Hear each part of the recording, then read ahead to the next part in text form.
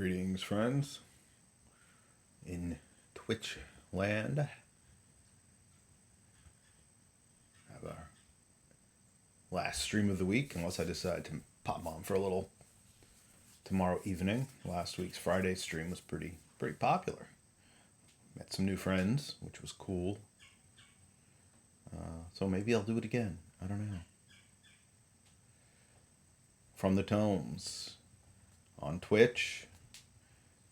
If you're watching this on Twitch, feel free to, first of all, follow and subscribe. Or subscribe. Free subscriptions if you have Prime throughout the month of September. And head over to YouTube, search Fox and Board Games. That's where all this stuff is going to eventually be published. By eventually, I hope within the next 6 to 8 months. That's my goal.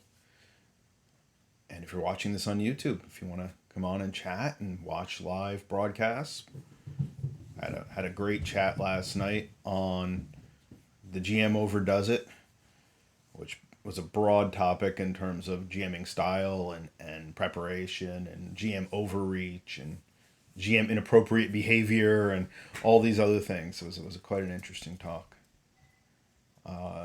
And everything can be found at Fox and Board Games. Links to all this and to the game development, which reminds me I really got to do a blog update. Maybe I'll do that now. Live blog update, right? Then Fox and Board Games, Twitter and Facebook. And of course, like, subscribe, follow. And thanks for your support, most of all. I couldn't keep doing this, or I couldn't plan to keep doing this as a thing if I didn't have people watching me. So I really appreciate all the input, feedback, people coming on to chat about their own games and hang out while I work. It's great. So with that, what are we going to do today? Well, as the stream title suggests, as I prepare to I'll be, after next week, next Wednesday, I'll be gone for a couple weeks. It'll be partly a leisure trip. But I will be spending some time there'll also be some other non-gaming related pursuits. Just music, photography, which are the other two things I do. So, but in addition to that, I do intend to take my laptop. I don't know if I'll get to stream from lovely southern Germany. Maybe. We'll stream in a castle. How about that? If I could find a Wi-Fi connection at an old castle ruin. That'd be perfect. But assuming I can't do that, I'm at least going to get some writing done. And I want to come back with at least one of the playtest scenarios done. And I keep calling them playtests. They're not really playtests. They're things I do intend to publish. I'm still calling it a playtest simply because I'm still at the phase where a lot of details of the game are being worked out.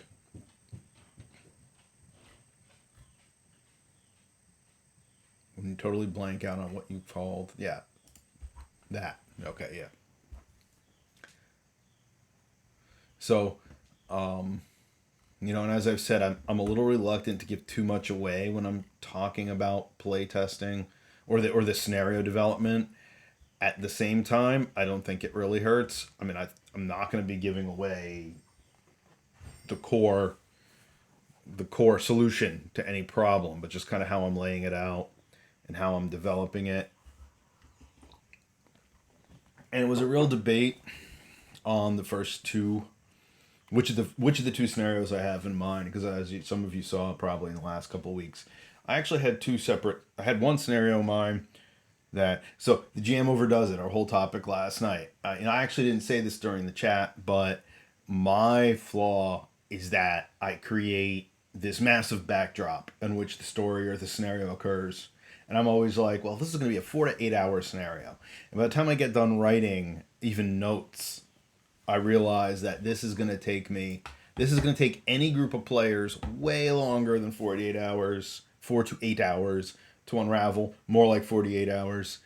And if I'm lucky, they'll actually be able to pick up on 2 of these 8 threads I have. So I've really forced myself for this scenario not to overdo it. Goes right in line with the goes right in line with my talk last night to really pare it down into a manageable, solvable scenario. Hopefully, with any luck, within this scenario, I think I've said 12 hours, I think, is a likely solution time. As I've talked about on here, as Blake, when he popped on the other day, said, in our D&D game, we haven't even seen a fraction of what he has written so far. And I think that's also very, very typical, that the GM over prepares. And again, our whole discussion last night, is over preparation bad? And I don't think it is, because I think it only adds more information to you as the game master that you can hopefully convey. It's got another private message. Let me just send that out.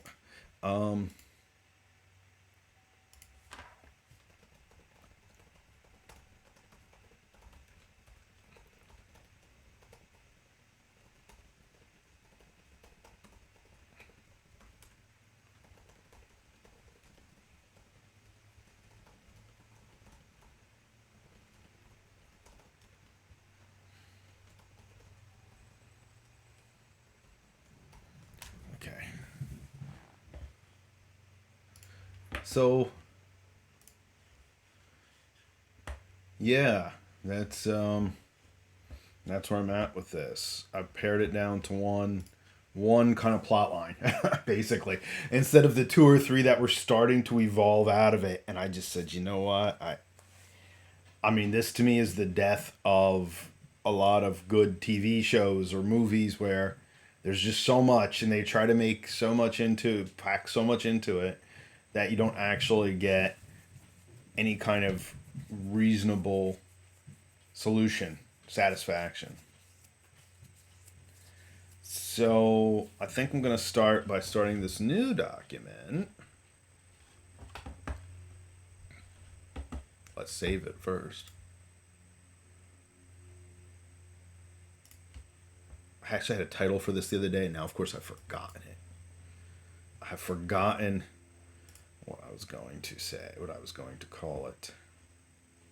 Where am I even keeping this on my hard drive? Probably in that scenario 2 document. There we go. Let's see. So we'll call it. My working title was Murder in the Bath. I mean, that's not a particularly big secret. There's no spoiler there. So I think the first thing we'll do is just kind of start organizing it. This is the other thing. So a lot of people are interested in the world building.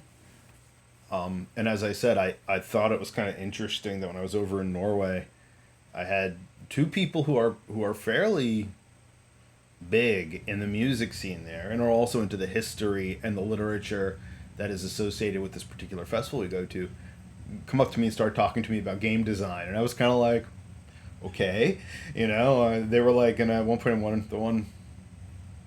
one lady who basically runs most of the festival, a good amount of the festival, introduced me to some of her friends as a game designer. And I was kind of like, huh, all right, I guess I am. I don't know. I mean, it's funny because I know I'm doing it, but the fact that other people are thinking of me like that is still a little alien to me. Like, oh wait, you guys are actually watching what I'm doing? You're following what I'm doing? There are people out there who I don't know personally. Well, I know them personally, but who I don't have regular communication with, like my friends who come on here pretty regularly, who I've been known for a while, or like paying attention to what I'm doing. And I consider them both friends. I hung out with both, spent time with both of them at the festival, so I do consider them good acquaintances to friends. But it's like, huh, okay, I'll take it. So to that end, I think my first step is to just start laying out the structure. And that conversation came out of, I've had several people say to me that they're really interested in the world building aspect of all this, that they're interested in that aspect, but I've had a lot of people say they're really interested in how I develop a story and how I develop a scenario. And it's hard. I mean, I know I've been doing it a long time, and I still, like I said, I still don't feel like I have it perfectly mastered. I think every time I do it, I learn something, which I think speaks to what we were saying last night. Perhaps the worst situation for a game master or a game writer is a person who's refusing to learn from what they've done or what other people have done. And as when I talked to PJ last night, and PJ and I have been through quite a few interesting encounters in various games and conventions together over the years. I think part of what we both said is that even the game masters sometimes that you don't necessarily think have done the best job in terms of running a game for whatever reason, if you can take something away from that.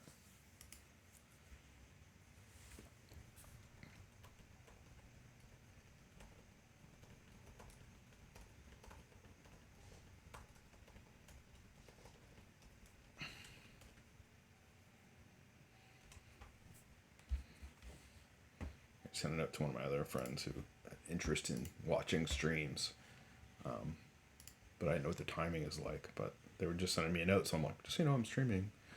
So first, we'll start laying this scenario out. So as you may recall, if you watch my videos from this 2 weeks ago, 3 weeks ago now, maybe, I wanted to just kind of lay out how this is going to develop. And like I said, I actually had a whole other name. I had another name for this, and I was like, that's a great name. No, of course I forgot it. Just lay out the basics. It's 4 to 6 hours. Oh, I'm sorry, 10 to 12 hours. I'm going to try to keep it to that. Number of players, 3 to 6. This is a scenario I could also see taking to a convention and running over a weekend, like running a sequence, sequences in which characters, break it down to sequences in which characters could come in and out, players could come in and out. So like specific chapters. And if you've watched what I've talked about in terms of the breakdown of Tales of the Hallowed Land, each story is meant to be handled in chapters with distinct beginning and end. So it's less of the continuous flow of some D&D games or other related RPGs. And it's meant to be kind of encapsulated sets of events. Will I be successful in writing that? Because that's a very different gaming and GMing style than what I've always done, where it's this kind of this free flowing campaign. And I think that free flowing campaign has worked well. When you meet every week for 8 hours, and you're in high school or college or whatever, and you have less time to do less reason or time or motivation to do other stuff. But now I think some of these games work better if they're broken up into individual, encapsulated scenarios, sections that feed together into the final plot. So I guess we can start breaking that down. So I have the overview. Overview here. Players are investigating a strange murder in a royal bath that leads to a web of occult and intrigue. Of occult and political intrigue? Sure. I'm not really sure if it's political yet, but it's definitely on that end of things. It's more political / social. So I break it down, and this is a discussion I had with the players the other night. It's a 40% investigation exploration, 35% social interaction, 25% combat. And I broke that down and put that right up front. I do plan to run this for the public. So, again, I think especially if people are going to make characters, say for an online game. I mean, probably to start, I'll have pre-made characters. But I think it's important so that players have an idea of what they're getting into. If someone wants to make a barbarian warlord for this, a master pit fighter for this scenario, they're more than welcome. but they might be kind of bored if there's only 25% combat and everything they choose for their characters to enhance combat abilities.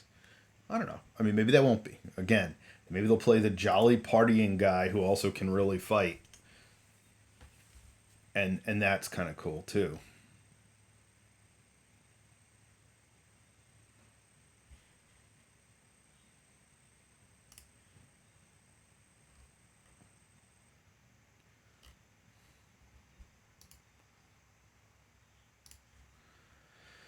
Let's see.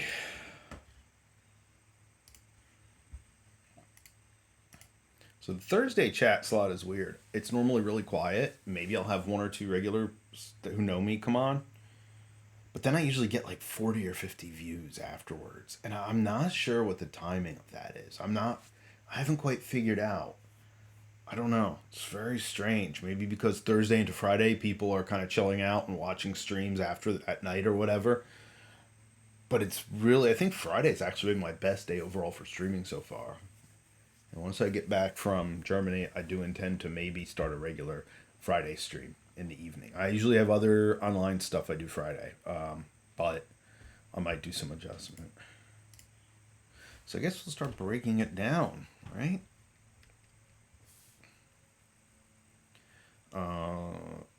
So there's the overall story. Then there are, I guess I'll make sure you guys can see this. You folks can see this story, and then there are chapters. Then there are encounters. That's how each of the scenarios in this particular game. That's kind of a weird stretchy thing going on. Different views, different documents differently, and I'm not quite sure why. Stories, chapters, encounters. That's how this game breaks up the structure, and it's important to stick to that structure because advancement points are awarded after each of these in a scale. So let's say if a character only sticks through 2 encounters but doesn't complete the chapter, they'll have less advancement than someone who sticks all the way through it. And I assume in a campaign situation people will stick through all of it, but it's a good way to kind of gauge also the involvement level of a character. Plus there's bonus advancement points for role playing and staying in character and all that other stuff. So this is kind of how it's broken down.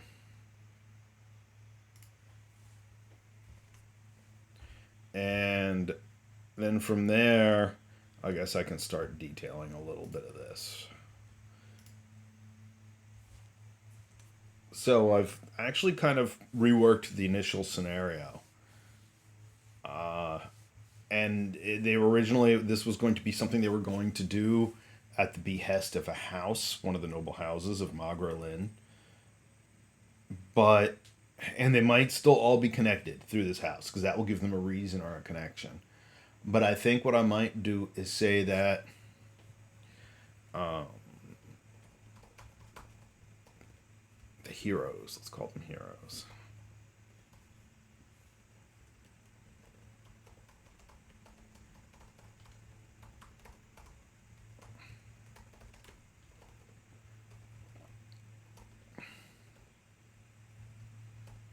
They owed him a debt, boon, and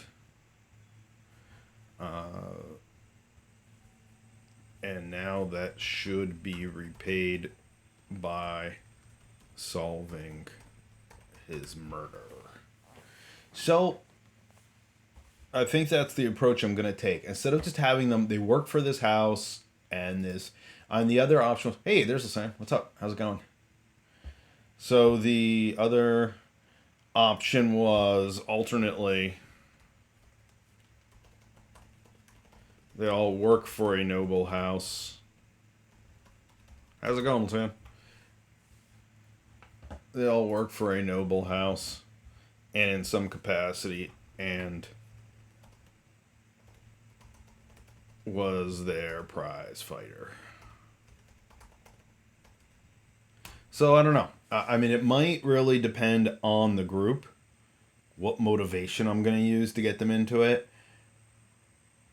And this is something I see a lot of on these various the few gaming forums I bother to lurk on at this point. How do I get my players involved? What if they're not at all interested? I mean, we've seen that. I've seen that personally. I know other people I game with have seen that personally. And I mean, my question is, why are you playing the game if you're going to sit there and say my character's not interested in doing this? Like I've never been able to quite figure that out, and I understand sometimes it seems artificial. Why is my, dark elf assassin who's chaotic neutral going to go help this village? Right, I get it, okay? But at the same time, like, then why are you playing the game and why are you playing that character? And if you're playing that character just to sit around and play that character, then maybe play a video game, right? And I think that's kind of the way it all sums up. I think Lasan and I had that conversation about the vampire arms dealer with Alexis, the trunk full of guns, who didn't talk to anybody else for like 2 whole games or something. I remember at some point I had the conversation with somebody. I think it might have been Lasan or Alan. And yeah, sure, it's a great character conceptually. It's not going to be fun to play with, play against as another player. The vampire always kind of fostered that, adversarial approach to character development, which is yet whole maybe that's a whole other topic for discussions. So this is our overall plot. So I think the motivation can be based on what group you have. Um,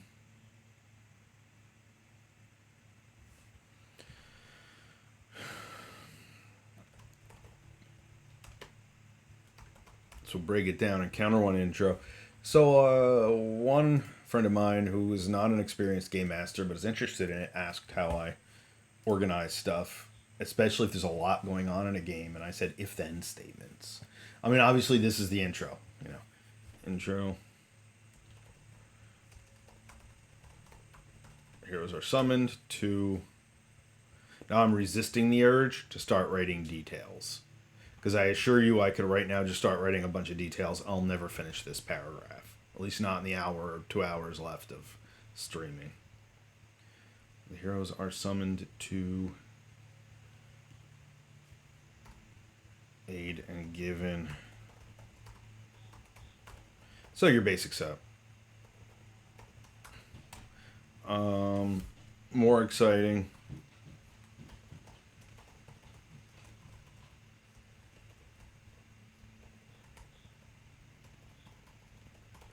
There we go.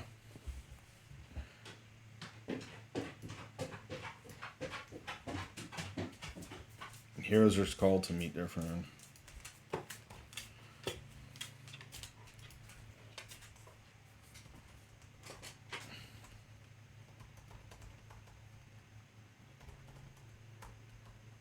Summons the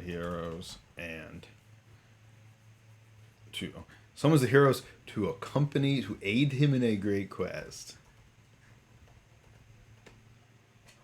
And instead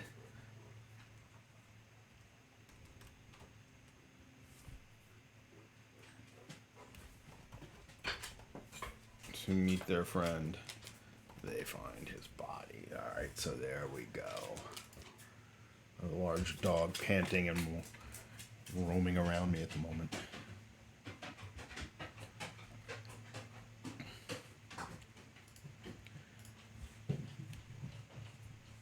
So that's actually more compelling. So right there, the whole dynamic of the story has shifted from they're being hired to investigate this, or they're being compelled to investigate this, to their characters kind of get stuck in the middle of it.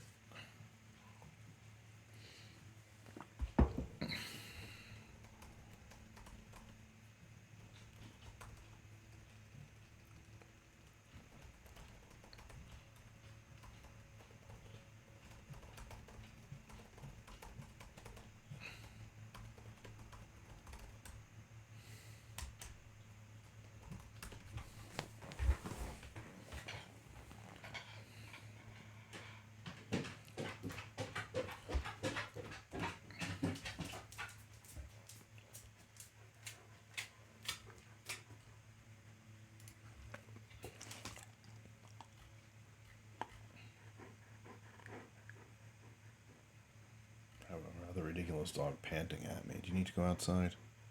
Is this your problem? Is that why you're panting at me?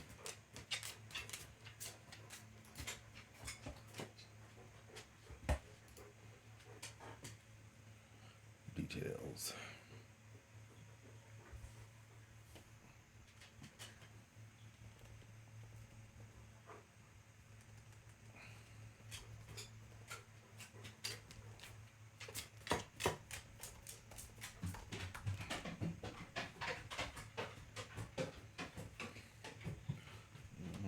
Murdered.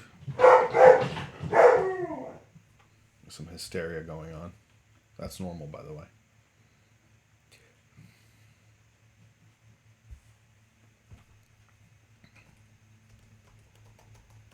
Someone decided something is missing.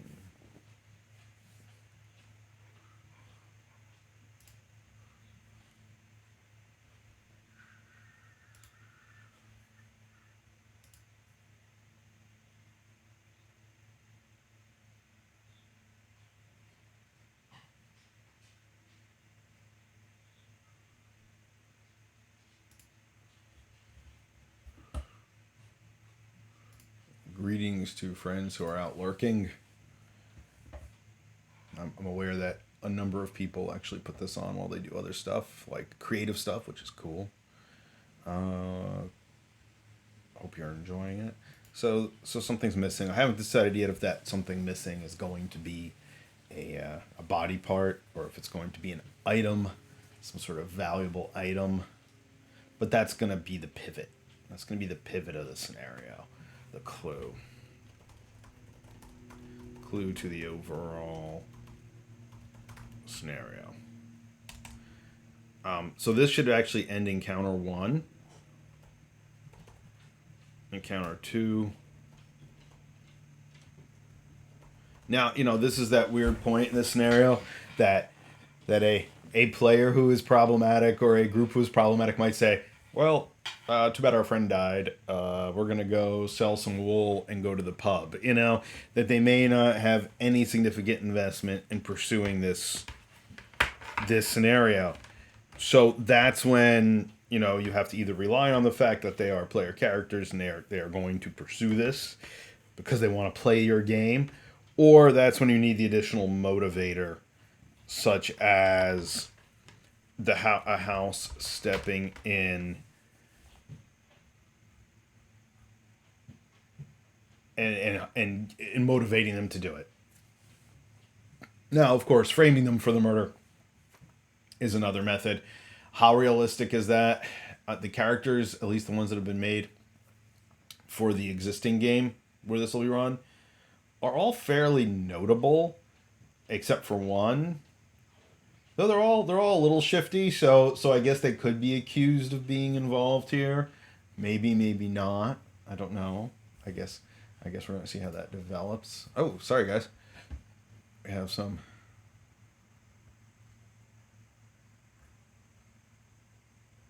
Yeah, caps lock. The bot got you. Yeah, I hadn't refreshed the chat. That's funny. How's it going there, Wendell? You're on the naughty list. That's hilarious. I guess that's what people. I did have early on during one of my really early chats. I did have somebody, another bot, someone else's bot, come on and start spamming. Luckily, I just got rid of it very quickly. But it's just funny that I caught you. That's the caps lock issue.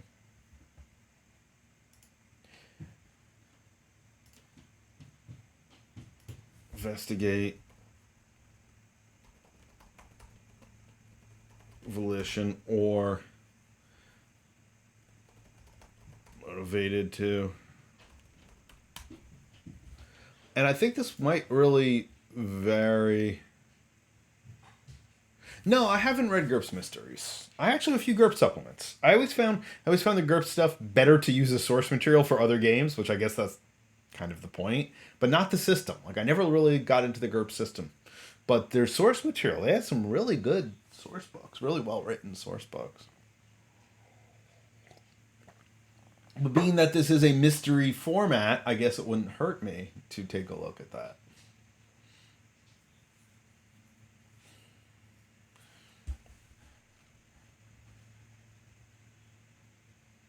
Motivated to.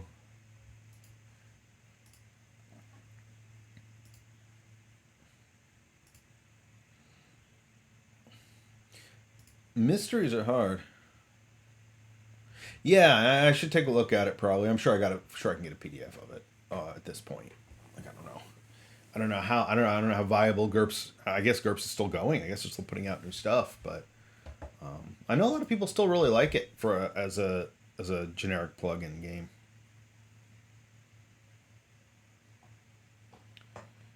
I'm motivated to. So I think now under Encounter 2, methods, avenues, investigation.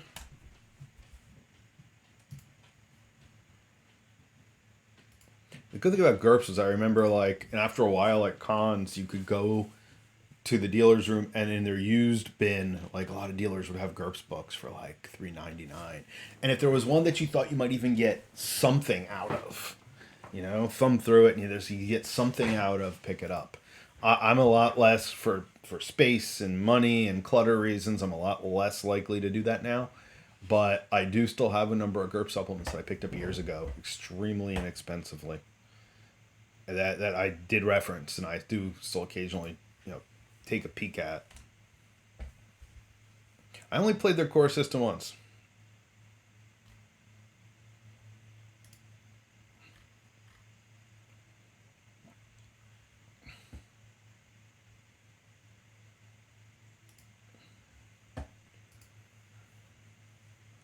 I played GURPS Vampire once. Well, those are some accolades. Oh, wow. That's pretty cool.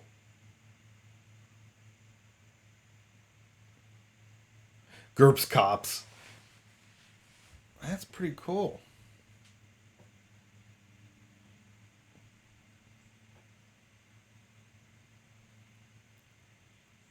That's pretty cool. There's a case where, for years we knew some of the smartest people we've known are gamers, right? But for years we were so closeted, like you would never guess your defense lawyer also wrote quasi historical or historically based RPG material. Now it's just a thing. Now you're like, oh yeah, I write games. And people think it's really cool. Street of Firearms. That's pretty cool.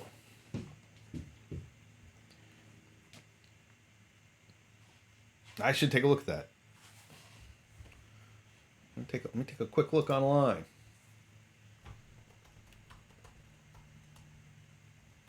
Oh yeah, like it gets a lot of hits.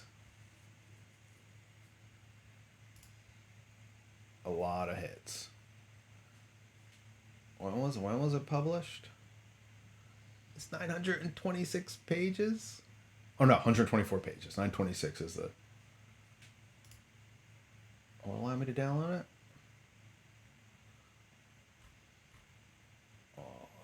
I have to sign up. This looks like might be a little spammy. I'll take a look later. But it sounds pretty cool. Right, and that's the other issue. Well, most of the GURPS stuff, that's something that impressed me about it was really easy to read. I think I have the Wild West. I think I have a couple of the like supernatural creature source books. I have their voodoo source book, which is shockingly good.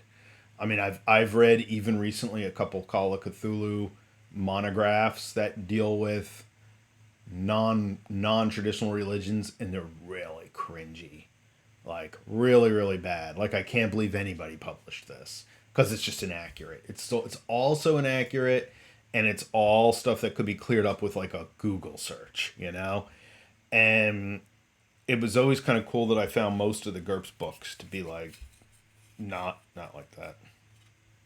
Yeah, yeah. Like I said, when I did the chat on generic versus specific gaming, a lot of people still use GURPS. A lot of people are still playing GURPS, which is cool. Like I said, I never got into it. I played one Vampire GURPS game, and I was really playing the regular Vampire game so heavily at the time. To me, it was a disconnect. The rules, some of the rules variations were not something that I thought was particularly useful in terms of capturing the feel of the game. Investigation. So ask around. So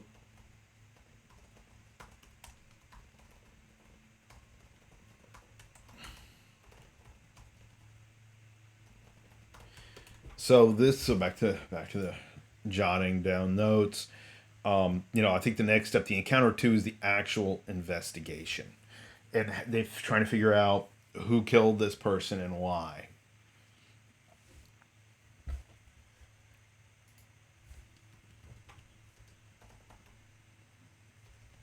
And this is where the if then statements start to appear.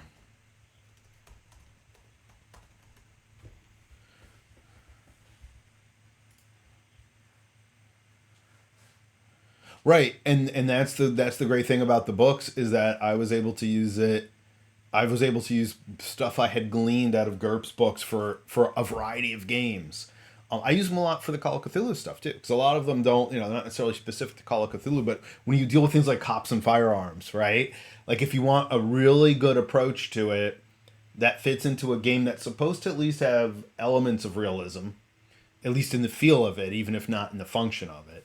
Like in even in the Old West Call of Cthulhu, several people, including me, are really into Old West revolvers. So we knew a lot about all these different revolvers, and we would talk about it. But in the reality is, at the end of the day, your revolver was a D8, a D6, or a D10. It was we weren't that concerned. Like it was cool to say you have a Colt Army or Colt Navy revolver, which is a 36 caliber, or technically a long 38 or whatever, or 38. 38 kind of anyway, I have one. I have one that's an actual antique from 1890. So, the ammo is really specific, and it's between 36 and 38. So, there's all this discussion you can have, but at the end, it does D6 damage or D8 damage. It does D8 damage. So, whereas your 45 calibers do the D10. And your derringers do D6, So it was just, people could talk about their specifics, but the point being, the cool thing about having the GURPS Old West is that it really gets into that. Though Down Darker Trails in the new Cthulhu the newish, the past couple of years Cthulhu supplement that deals with the Old West is actually very comprehensive as well. It's really well done in terms of detail, those kinds of details, and in fact, it's a great setting. But you're still playing Call of Cthulhu. You still die horribly and go insane. Even with your Gatling gun, no one had a Gatling gun. Well, they had access to a Gatling gun. They could use it on the bandito, the bandits, the outlaws, because bandito has a racist connotation. And they were white. They were not Mexican outlaws. They were a mixed culture, outlaw / cultist band that was marauding the town. So they got to use a cannon and a Gatling gun in one scenario, and they loved that. Of course. Access the gladiators' quarters. Greetings, new viewers. Saw a few more people just pop in.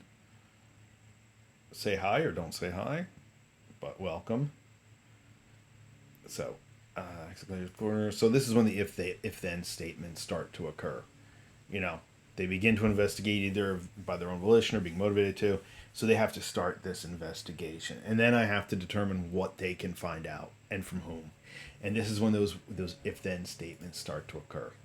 And now I'm at that juncture that I'm not sure how many more details I want to show you, because hopefully some of the people out there will be playing this scenario. I don't know how many potential players are watching.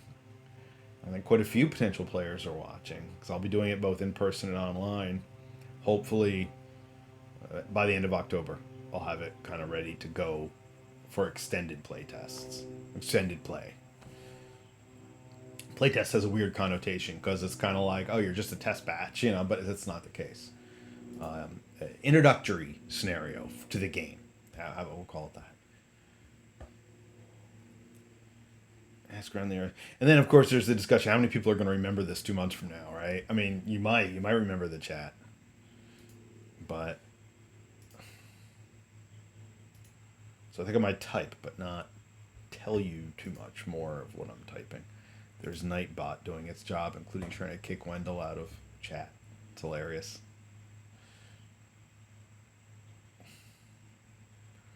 Like, of all things, like, I don't even have it really set up to block profanity. I mean, unless there are certain words, such as racial slurs and stuff, I do have it set up that if someone uses it to flag them, you know. Uh, but as far as just like the F word or whatever, like, PJ would have been kicked out a long time ago.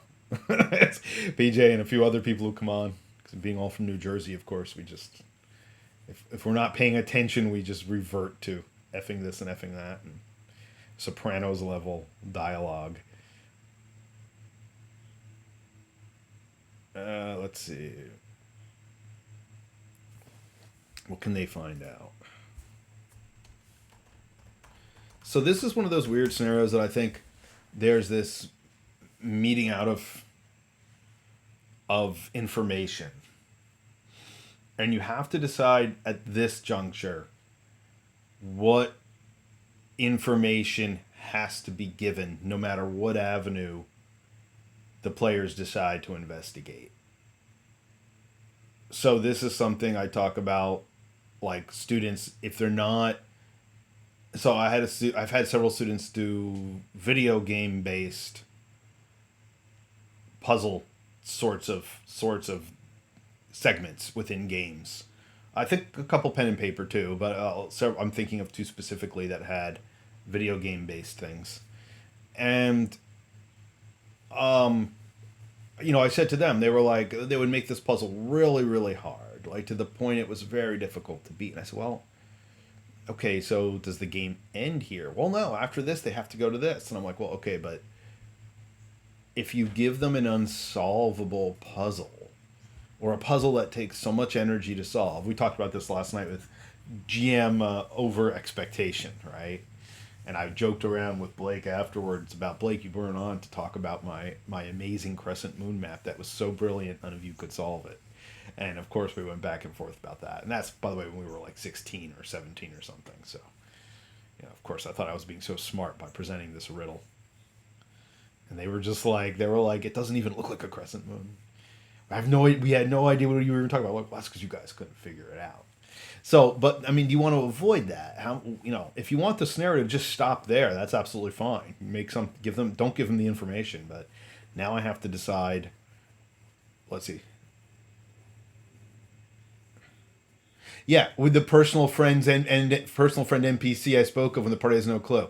Exactly. And this is, yeah, you might have actually said that in checks. I did miss a little bit of chat, or we might have talked about it before. Yeah, that's when you have the benefactor step in and discuss it. Now, we do have one character who has an information network of street kids. So that's the other thing. Like the character built in a way that she could find stuff out. Well, they could find stuff out. She's not sure about the gender of the character yet. And she might not be. She's kind of modeling off Varys from Game of Thrones, so it might actually be a non-binary character. I don't know if she is the players decided what gender the character will be yet. But what's kind of cool is that there's like this in right away, and it was kind of nice to have a player build that in. And then I kind of was like, well, you can actually put points in it, and it'll, points in the background, and it'll be a thing, like these people will come to you and give you a hint or give you an information. They're like, oh yeah, that's great. So this game is kind of built like that. Now, there's also, I know I'm a fanboy of it, but the one thing for me that totally changes Call of Cthulhu from most of, now other games have incorporated it, but as far as I know, it was originally Call of Cthulhu. It was the idea roll. I think the idea roll is the best mechanism for giving players information their characters would know.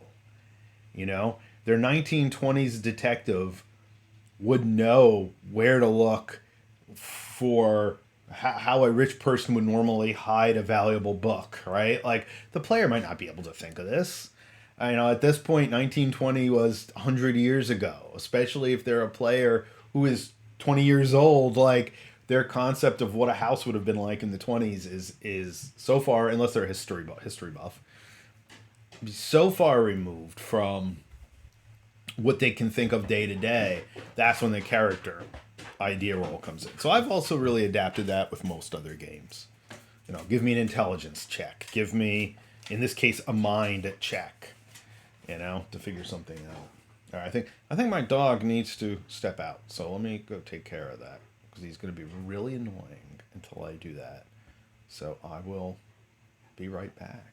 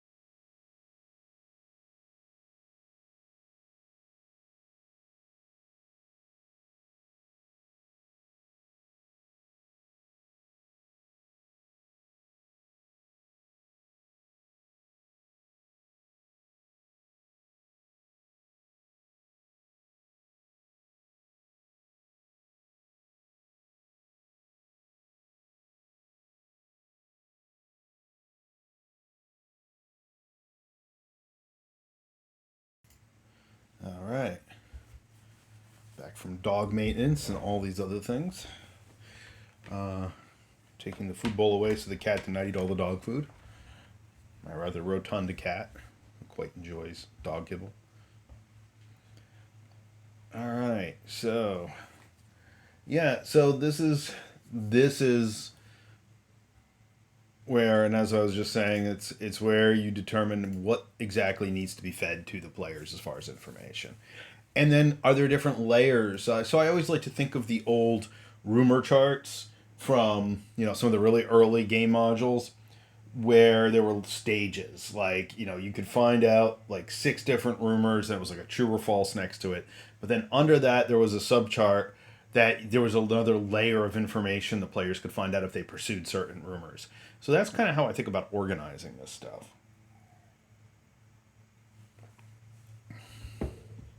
So what they can find out.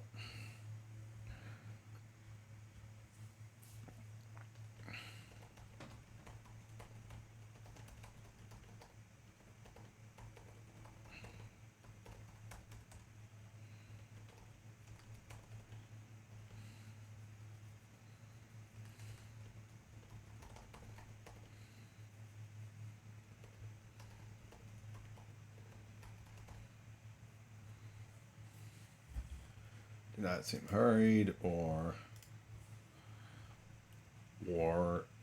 or distressed. And then another layer. Maybe put one A, and then one A. This person.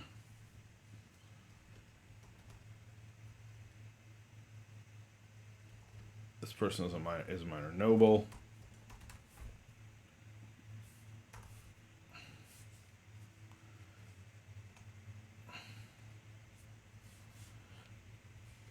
So I could also gauge this in terms of the parties. I could feed this out in terms of either the parties' level of investigation or their roles on investigative skills. So I think that's something else I could try to arrange it. And again, I have to decide in the end what the pacing is. If there's a key piece of information I'm going to give them here, and then I decide to not give it to them for another 3 game sessions, then it's me just kind of baiting them along. And if that's the point of the story, that's great. But that's really not the point of this story. If you've played in my games, you've probably already guessed that this is just the first layer. That there's something else completely, you know, in the underbelly of this that's going on that's motivating this disturbance, these issues. So then that's the point I got to get to. Like, at what point do I want to platform off of this and make it a more significant investment in terms of the players, and once they start figuring out what the next layer is that's going on. So this ties into the discussions we've had recently about kind of open, sandbox scenarios, like how long can the players really muddle around before they get bored. And I think everybody now is at a point in life that they want to actually feel like they're being involved in the game and that they're succeeding in progressing the story, and they're not just being like, fed things and led around.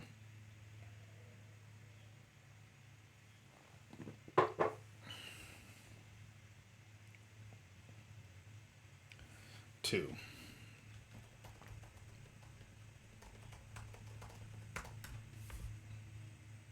So then I could continue down the if then statements. If they pursue this noble,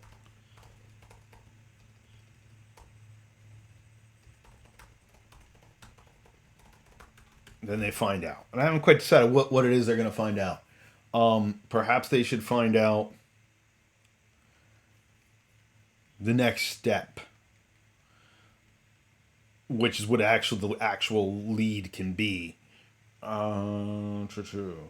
And how could they find this out? So, go down to step 2.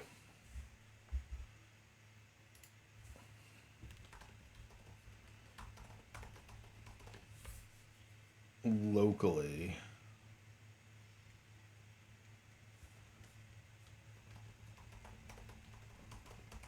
Or through street contacts.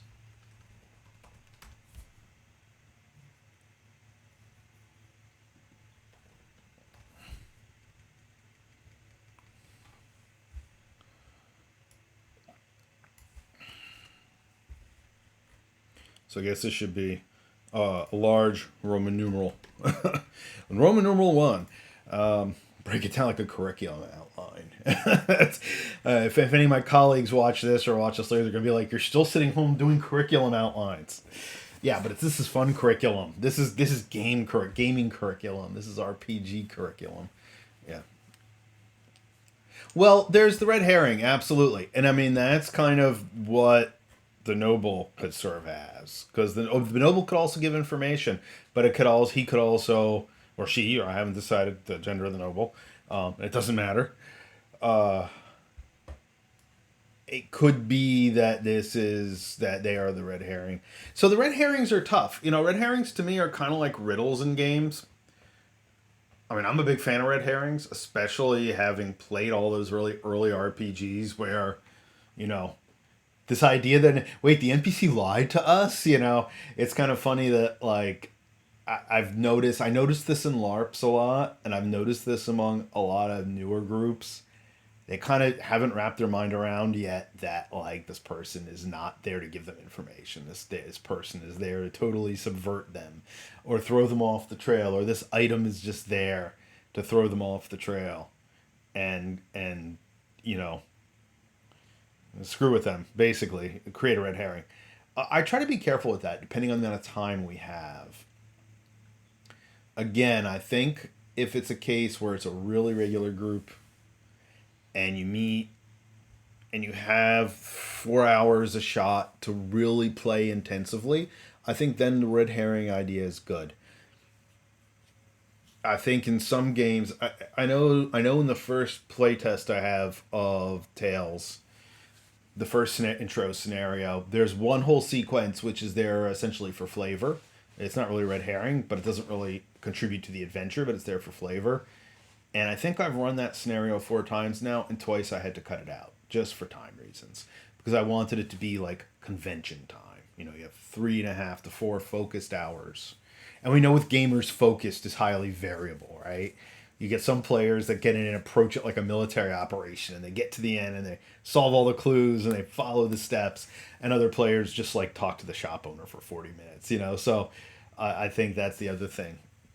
And that's why, yeah, I do try to build in some side tracks. I try to build in a few things that are not necessarily solutions or valuable to the story, but could be interesting. If they pursue the noble, then they find out. So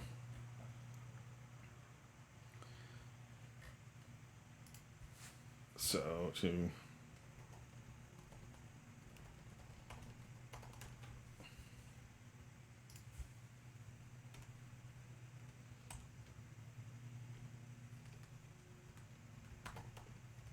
So this is important.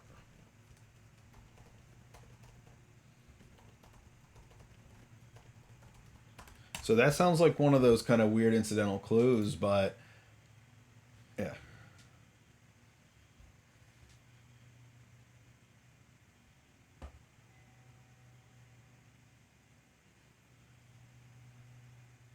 Yeah, well, absolutely. If they're making their own, I remember there was one vampire game I ran years ago, and it was with one person who I've played with extensively and 2 people who I never played with before.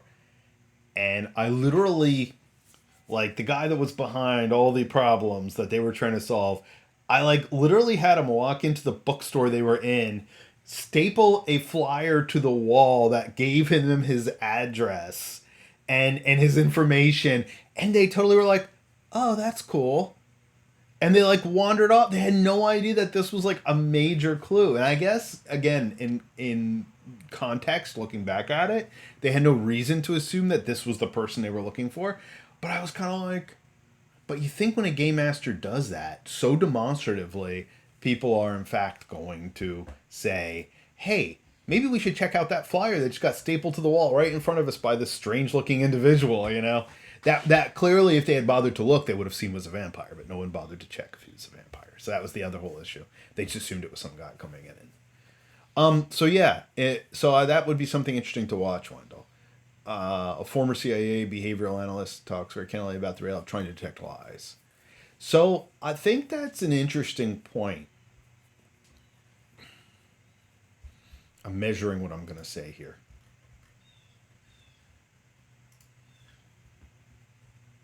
A good liar is a good liar. And there's a reason why they're a good liar. And that is partially that they know what to tell someone to make them want to believe them. And I'm just thinking of a couple life situations recently in dealing with people where I was kind of like, okay, but what's going on here is they're basically saying what you want to hear, and I'm not sure that's what they're really doing or thinking, you know? And it'd be interesting watching that. Because again, it's in games, so that's the other thing. In games, I've always noticed people, partially because their characters tend to be superheroes, they tend to assume there are superheroic traits. Like, oh, I'll know if they're lying to me. I'll know if this NPC's lying to me. I'm like, no, well, he's saying exactly what I'm saying in the way I'm saying it. So you have to decide. So that's why I think things like insight checks are cool. Like that's another great introduction from some of the newer versions of D&D and other games. This insight check of, you know, yeah, well, and that's the other thing. If a person truly believes their lie and they truly believe what they're saying is reality, and this is something I've encountered in education where sometimes I have students who, for various reasons of distress or other issues, absolutely completely believe in the reality that they're relating to me about something that has happened. Sometimes even things that I said to them, and they will say it back to me, and they will truly believe that I had said this and that I meant it this way. And I've had to say, no, I didn't say that. Like I never said that. I never told you that's how this was going to be. Like this is what you are perceiving as, and it's really interesting. And I've even noticed that with people who do have a belief in some alternate reality, that if they are really believing that this is what they experienced, it's not that it's not real. It's real to them. It's true to them. Is it objectively verifiable? Not necessarily, but yeah, it's definitely in a couple cases I can think of.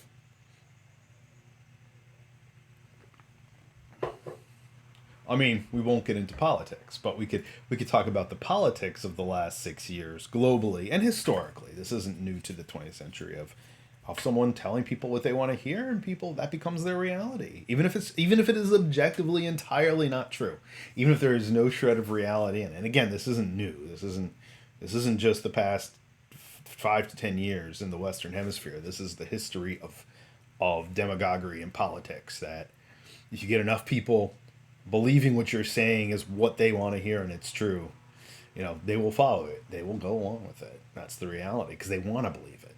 It becomes their reality. Even if you can objectively break it down and say this is in no way, shape, or form the reality, it's really hard to beat that. It's hard to beat human belief. Humans have an amazing capacity for unerring belief, even if something that is quite literally, objectively not true or not real. So that ties back into my scenario development. I think the presumption, especially of a lot of newer players, is if their experience comes from some sort of collaborative storytelling or theater or video games or something like that, the thought is, well, this NPC is here to feed me information. Yeah, cool, thanks. I will definitely pop that open. I won't watch it now, but I will open it. I will bookmark it. I will put this in my watch later list. There are a number of myths about deception detection. People believe that if someone looks away or Okay. Right. So like TV has done wonders for skewing. I mean, not only skewing everything, but like cop shows, which I love, have done great things for skewing this understanding of how you actually know if somebody's lying. And there I always hear that from players too. Well, are they looking away? Are they like fiddling with you while they're talking? I'm like, yeah, of course they are. First of all, they have this strange person here in their face. Okay, and two. So another person was, is this little number two? Another person was in or near the baths. Okay.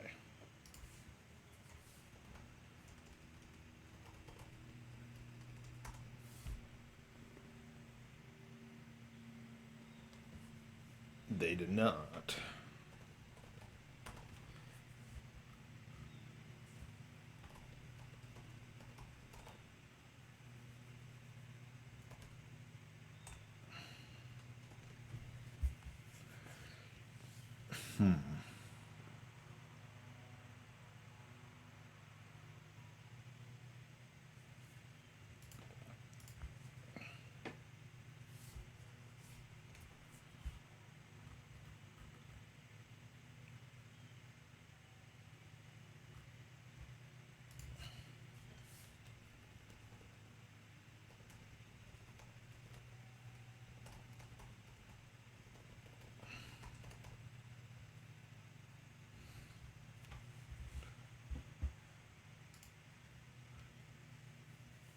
Well, and that's the reality. In most video games, NPCs are a reliable source of work and information, and they don't mislead the characters. There were a few old school text based games that did that really brilliantly, though. That you realized like halfway through this game that in one case, it was like a HAL 9000 like computer. You realize this thing had been lying to you like the entire time. That everything you were doing it had been manipulating you into doing, and it was this really, I forget which game it was. It wasn't one of the Infocom games. It was another kind of off company that had produced a text game, and it was really brilliant. Okay, the writing in it was fantastic. Let's see, they were in the back, the gladiator, and then they had a conversation with the gladiator.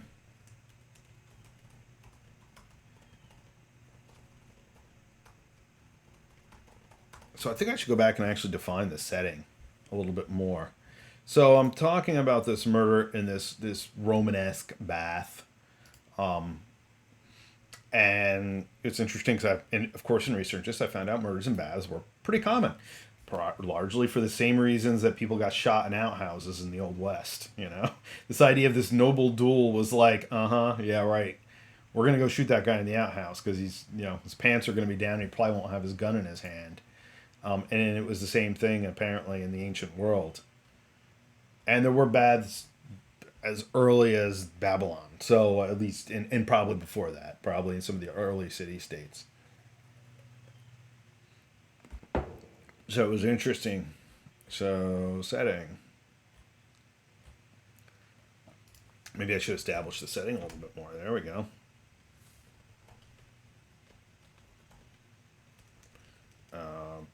Public bath of higher class standing, not exclusive to a particular caste, so therefore outside of the city center. So the way Moggerland is set up, the city center is where, predictably, most of the temples, the noble houses, the the establishment of this particular city exists. Richer merchants, things like that. Then to the north and to the east, the city sprawls out, and that's where people of all different castes, from workers to criminals to the invisible caste. Well, they normally live, they're normally off to the west, but to immigrants, to non native Rubari live in this kind of sprawl of everything from tent villages to clusters of older construction but upkept construction to kind of ramshackle shanties. So this gladiator would probably have been up that way. Yes, in this, so this particular bath would be mixed gender, mixed culture. So in this game, there are no actual races. There are human cultures. But yeah, in terms of ethnicity, right, exactly. In certain ancient city states, unless you were a Roman, you did not go into that bath. If you were a Gaul or an African, a North African, you didn't go in that bath. So this bath is going to be mixed. And that's what's going to keep it a little bit more interesting and limit, and not limit the types of people that could have been in it. So it's a little higher class. It's a little service a little more wealthier, a little more wealthy clientele, but it is not exclusive to particular caste or culture. I think historically, I think even like let's say in Rome, there were some gender exclusive baths. I think quite a few of them were mixed gender. It just wasn't a thing, you know.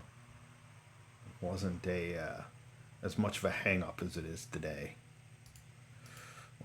Today in the West, like I have friends from Sweden who like yeah, no, we all go to the bathhouse or the sauna, it's not a big deal. Whereas if you look at like the Islamic cultures, yeah, obviously that's a whole different story. Public bath of they're very rigid as to who mingles with who publicly and in what circumstance. Access to particular caste or cultures, also city center. A variety of shops. And medium income townhomes. House clusters.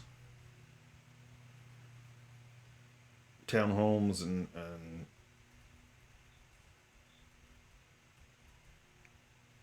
shops. Townhomes, I guess that's fine.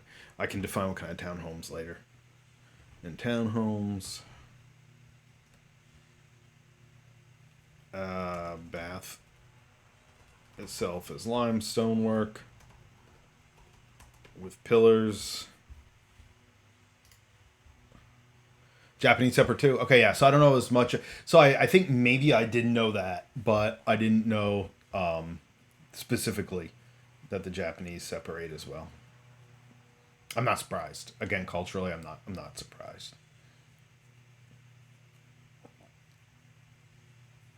Path itself is limestone work with pillars and tile, but nothing extravagant.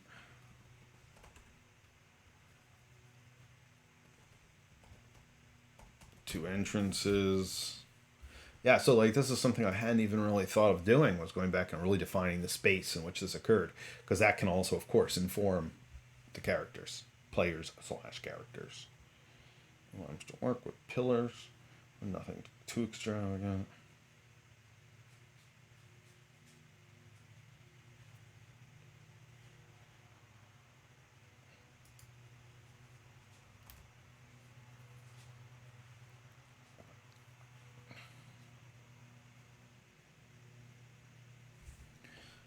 Let's see.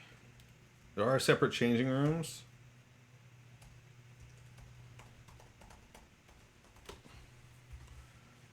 There is some gender fluidity among the cast, depending what cast you are a part of. But I will say that they are relatively gendered changing rooms. Binary changing rooms. Let's see.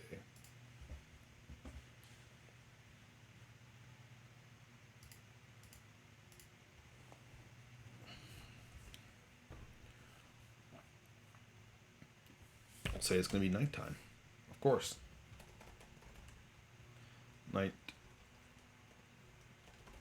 Nighttime. 2 or so hours after dark. Hour 9 to 10 o'clock.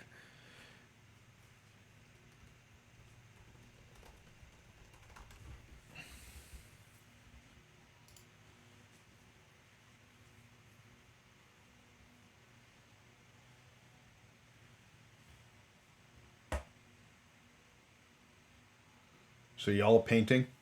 Both of you painting while you're listening, watching? I just funny the one day we had like 3 artists on here. I'm like, well, yeah, that makes sense. That makes complete sense.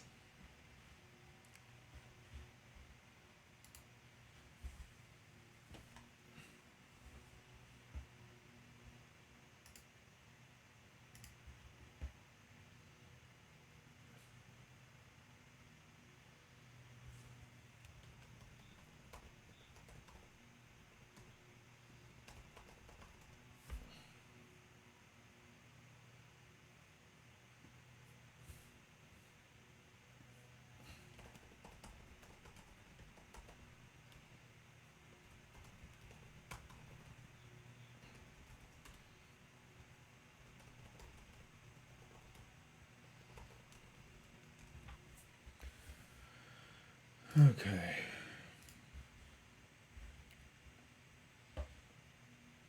Yeah, I hear that. Yeah, as I'm doing this, I'm mentally going through a number of things I need to do after I get done here. Life attention things.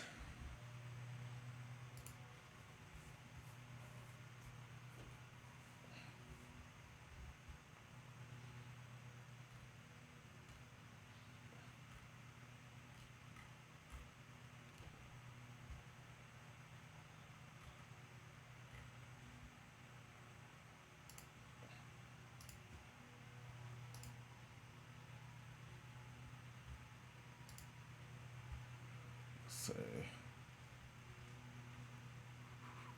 Will I look something up?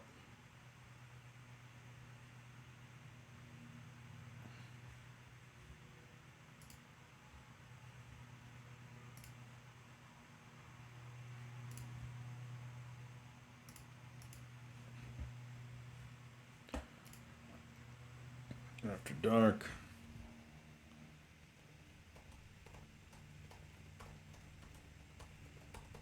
But not bustling.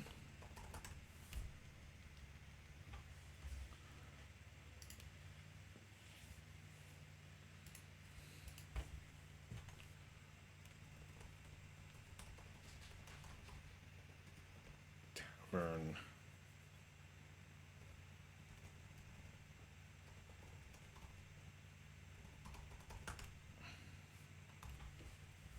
So then talking about overdoing it, then I go and like, oh, how do I have to detail the shops? How much information do I have to have about what's exactly around? Probably not a huge amount, but generalized is fine, especially if most are closed around the time.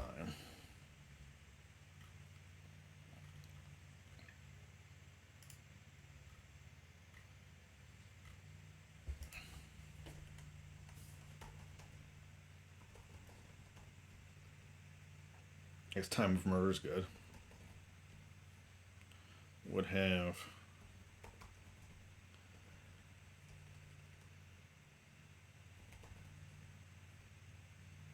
about an hour.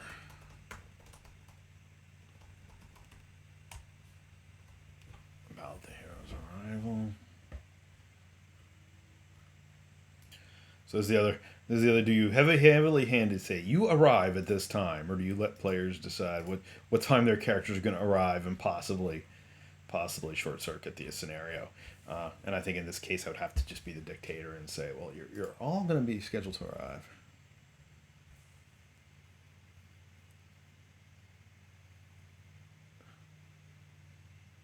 So that's a really great point. And this is something that I have had to, again, just train myself to do. And you know what? A good experience has been a couple recent games, recent over the past few years. Whereas a player, like when I look back at a situation, I think, oh, that was simple. I should have gotten that. But as a player, you only get these bits, this focused glimpse of the world and of the information, right? And the game master knows it all, has it all planned out because they're brilliant and they're smart and they have all these notes. But then as a player, it's like, yeah, that that is such a thing that it's so easy to just assume this is going to be much easier for players to figure out than what it really is.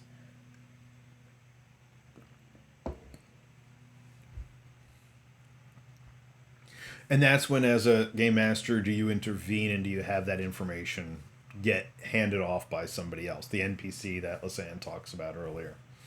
The best friend NPC that happens to drop a hint. And we all hate doing that, but at the same time, then you're like, well, do I just keep this game going?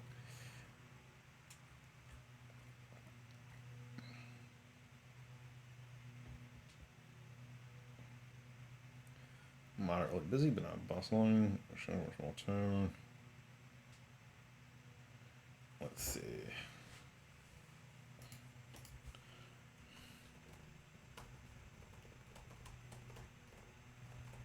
Bath was busy until about sundown. So that's another detail they can glean.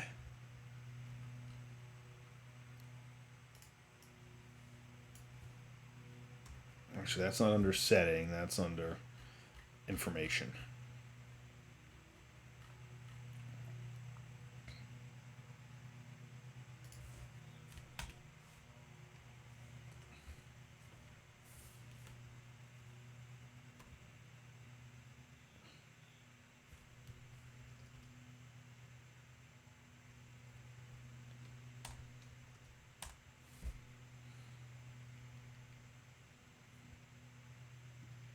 Get proper bullet pointing going on here.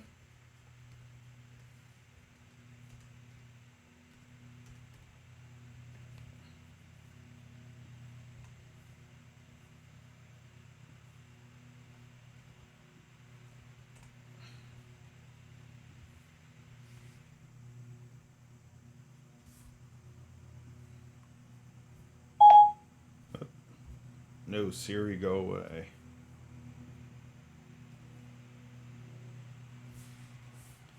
Alright.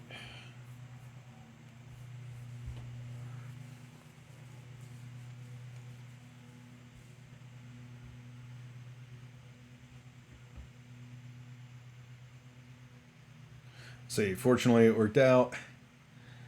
The character least likely to know what was happening posed a simple question, right? Two characters that were expected to get the clue immediately looked at each other dumbstruck, and this question unlocked everything. Yeah, so that's definitely happened. Yeah, we presently have two players who tend to get the info wildly wrong. One deliberately because the character's stupid, the other unintentionally scatterbrained. So yeah, I've seen this as well. You know, where you give the information and then a player relays it totally incorrectly, and you're sitting there like, all right. And then yeah, you always think like, boy, did they do that intentionally? It's easy enough to get on track. With enough experience, all of us can get this all back on track.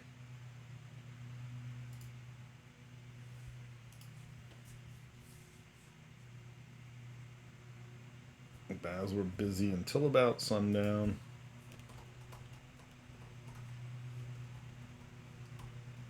It was relatively crowded.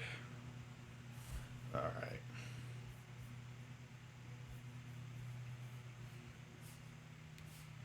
I think the one thing that everybody forgets recently when one of our players ran her first game, she was so concerned about the plot progression and everybody having fun. I'm like, look, all you have to do is throw bait out in front of a group of players. And 9 out of 10 times, as long as you have a good command of your environment, your game environment, you know, these players are going to make their own plot up. And our group does that. So I'm fortunate that our group is pretty motivated, and they can definitely, once they get into character, create their own environments. So, you know, the concern was of no concern to anyone. But that's one thing that I think a lot of new game masters especially get really stressed out about is that, you know, oh, what if this doesn't work? What if, well, you know, you have the power to take this back on track. You have the power to introduce something to keep the player's interest. And I think that's an experience thing too. I think players who aren't very experienced, or game masters who aren't very experienced, respond differently to that. Let's see. Well, let's get this one up.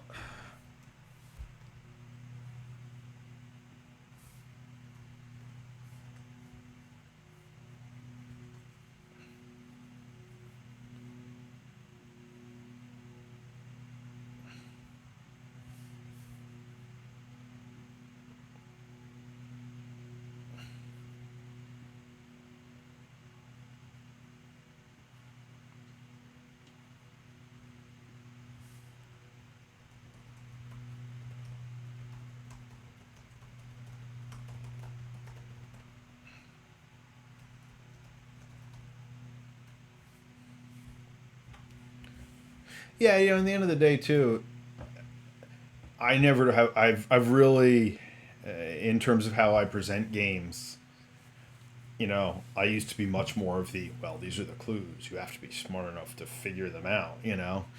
That's partially an ego, that's partially an experience thing. But now I'm like, all right, well, I want them to have fun and finish this stupid game, you know? So it's like, let's set it up so that they can actually find the information out.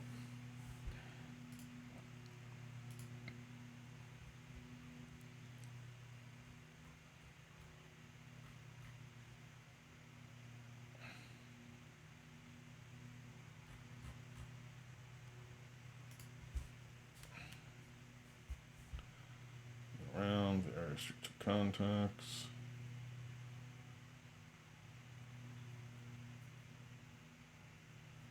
One, two. I have to organize this a little bit more for my own head. So this is how any major scenario I run, I try to lay it out like this. And definitely my most successful scenarios as of late have in fact been laid out like this. And this is how I kind of keep my own head in order in addition to present players information. I for really so D&D I've run a little bit more freeform, again because it's kind of this established Greyhawk setting, which is an established setting that I've run games in for more years than I care to say. You, both of you, at least Wendell and Lisanne, I'm sure the same number of years or more. And then the various scenarios I have are very typically D&D, so I don't generally have this much if then, it's much more of a linear progression of a scenario. And that's what the players expect, and that's what they want.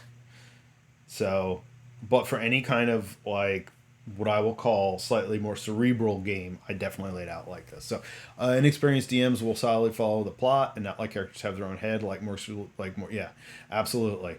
And and it's definitely a case. And of course, I know as I've developed as a game master and as a human, I mean, I'm perfectly fine if the players get to this point in this encounter and they decide to take this totally separate route to figure something out.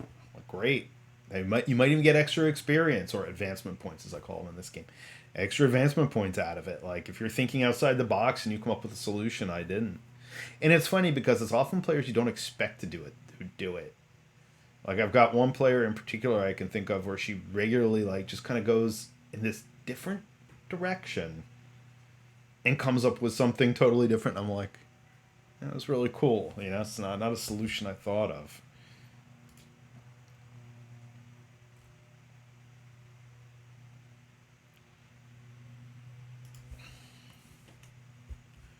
All right, so they do not enter the bath without seeing leaving wet.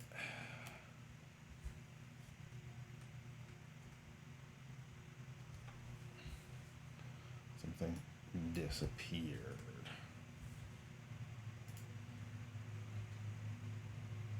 Yeah, and players will always find having their own agency more interesting, you know, and that's where I've definitely seen this whole shift in these games. And the night chats I've talked a lot about the the way games have developed and these systems that quite openly give players more agency over story progression and have mechanics that back it up. And I think that's really interesting. Again, I was just looking at something that Neil sent over yesterday, Powered by the Apocalypse scenario, and it's in his or source book.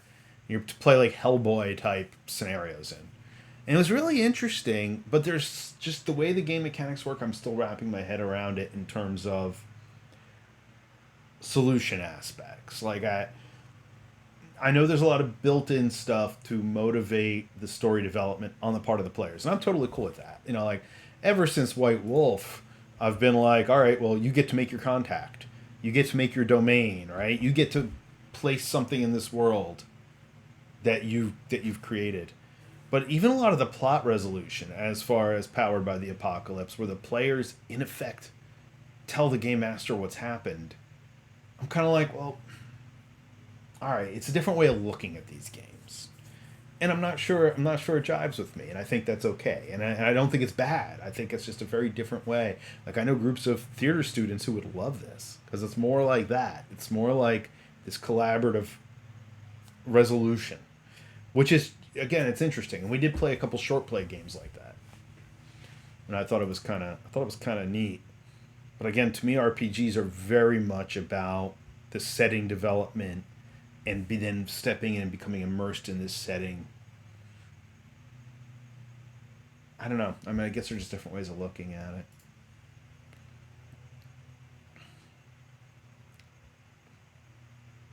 Now, you look at LARPs. I mean, LARPs have been kind of functioning like that for years, where the players are the plot developers. You know, the players are the ones who motivate all this. So I guess it is just a different way of looking at gaming and looking at role playing and why people role play and all these other things.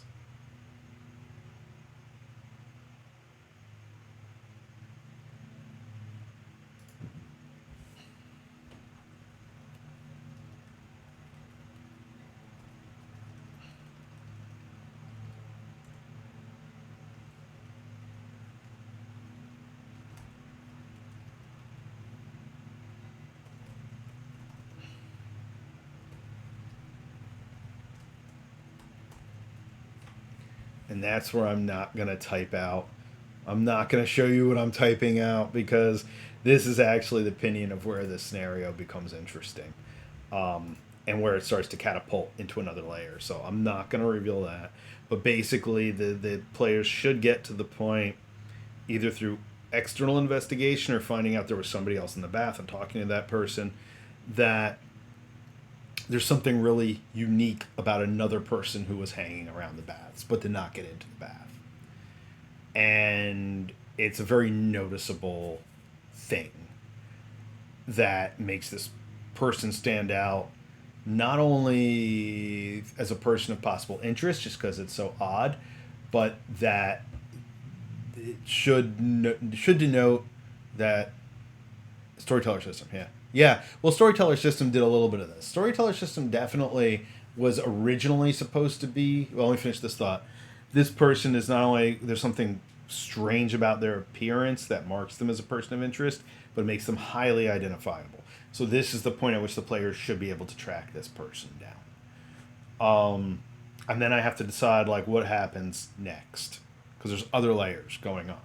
So the storyteller system was interesting because especially the original vampire system was so much about the automatic success. It was so much about the narrative resolution versus the dice resolution.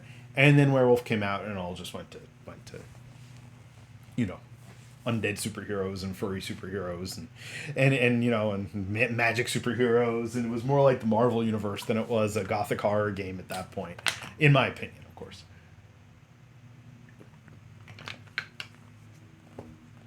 And I think it's also just the gaming climate of the time. I mean, a lot of people were coming from D&D and finding stuff like Cyberpunk or Shadowrun or a storyteller system.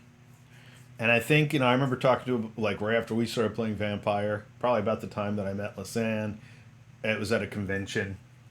I was talking to a group of players. Oh, yeah, we play Vampire. And they're basically describing their game kind of like a D&D game.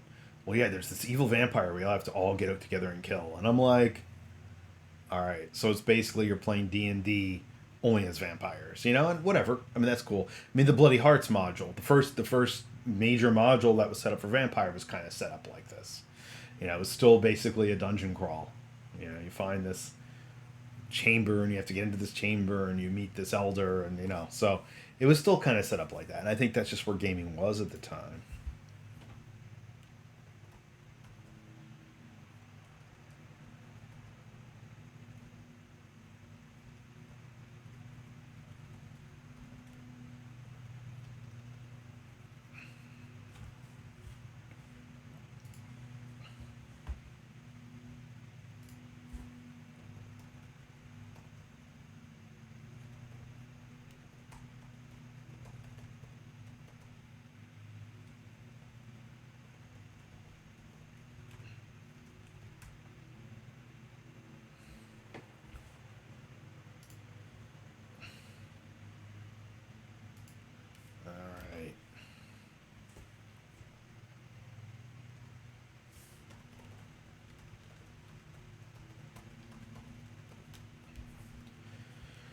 All right, so now I'm on to encounter 2 of the story. And again, like I said, I think this is where I might stop showing exactly what I'm writing and just talk about it in an abstract sense. Because this is where things get rather interesting in terms of the plot development.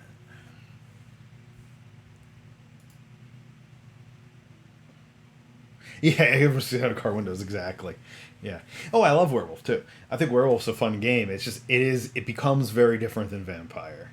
Like when Werewolf came out, I expected it to be like, oh, you're playing this werewolf that has to worry about transforming in front of humans and raging like American Werewolf in London or something. And no, then it was like this: we are Earth's warriors who can take on wolf form. It was more like totemic shapeshifting, which is cool too. It was just a very different take and a very big departure from the idea of gothic horror. Yes, you could frenzy, and yes, you could do things you didn't want to do while you were in frenzy, but even that, werewolves had more control over their frenzy than vampires did. I was like, you know, Victorian age vampire is cool. I only played one session of it, and it's really a great setting for the game. We had a Malkavian chimney sweep. I think I was playing a Nosferatu. I think he worked a sewer, a rail on the emerging underground railroads, the emerging subway systems. It was set in London. The emerging tube systems, and we had I forget what the last character was, but I think that's a really cool setting, and I think playing humans for the first time in Vampire, and in fact, I still have friends that and you have a Freed, yeah. I still have Neil, my really good friend that runs games, and who I can't remember if it was saying I met Neil or not. I have a feeling you did at some point over the years, but I met him running a human-based game, a human-based World of Darkness game in a hotel room at a con. I advertised it at a table, and I actually took it up to a hotel room where I had fake candles and all that, and it was a human-centric game.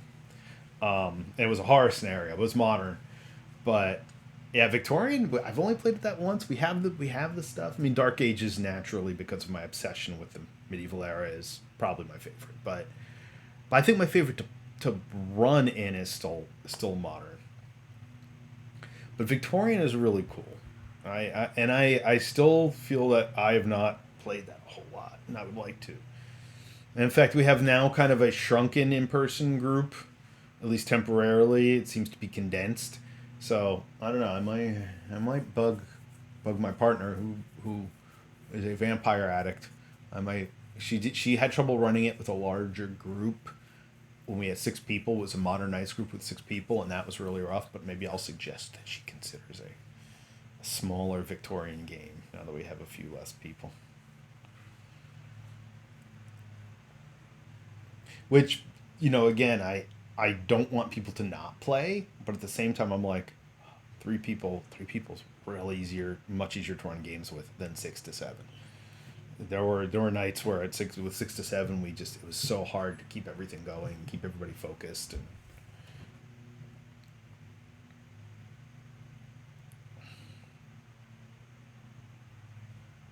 let's go back and take a look at some of my other notes from this other document.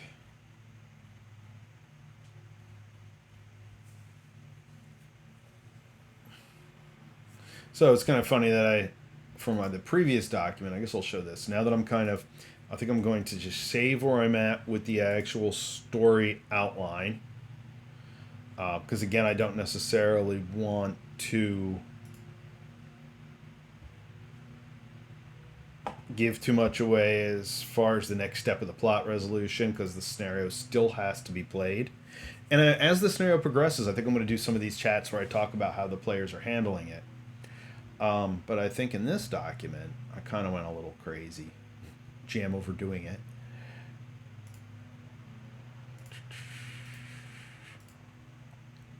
So I started getting into all these questions that I had to answer for myself.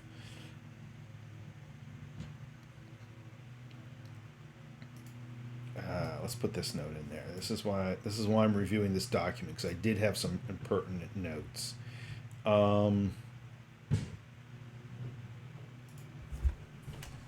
There.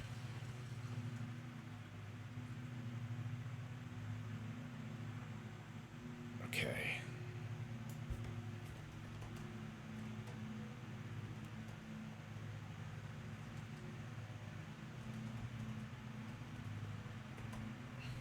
Well, this they might be able to see from the scene too. But anyway, that's why I had that note open. I thought I was only going to include that in the main document.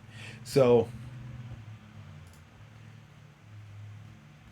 this was kind of my research process of a couple of weeks ago. What is the reasoning behind this murder?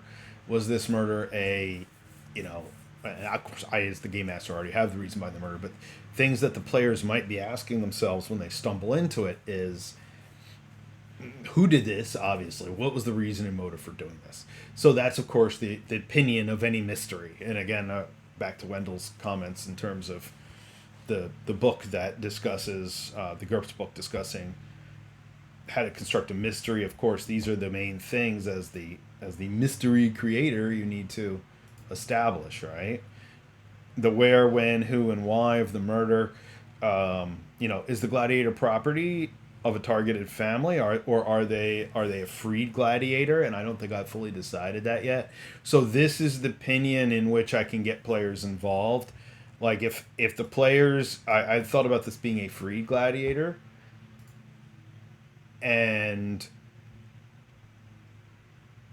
the only disadvantage to that is that leaves many more questions open than if the gladiator, and more avenues open, or should I say, wrong turns open for the players and their methods and their motives for investigation. Then if the gladiator is a bonded or enslaved gladiator to a noble family, let's say, even if they're still prominent, then at least I can always have the noble family step in and give information. I can have them motivate the players. I could have that, so that's a decision I'll have to make. But why was this person murdered in the bath? Aside from just kind of a cool way to start an adventure in this antique setting, I did a little bit of research and found out there were actually several statesmen in various points in history, famous statesmen who were killed in baths for exactly this reason, that you're more vulnerable. So, why? But baths are public, so like, why risk that publicly when you could get into someone's abode and possibly kill them? So. Was it a crime of opportunity? Was this person specifically targeted? Was there a greater motive here? And of course there is. This isn't a random crime. That's the whole twist. It's a twist. Oh, it's just a random crime. It had nothing to do with anything. Like, what was it? Season 3 of True Detective. Season 1 was brilliant. Season 2 was unwatchable. Or was it season 2 was... Season 2 was unwatchable. Then season 3 was like, it built up this amazing occult conspiracy and murder web, and then it was like, oh no. At the end, none of that was ever real. That was all just coincidence. I was like, really? Whenever that aired, like 2015 or whatever, I'm like, that's not clever in 2015. It's annoying. That's like, it's a dream, It was all a dream. None of your characters ever did any of that.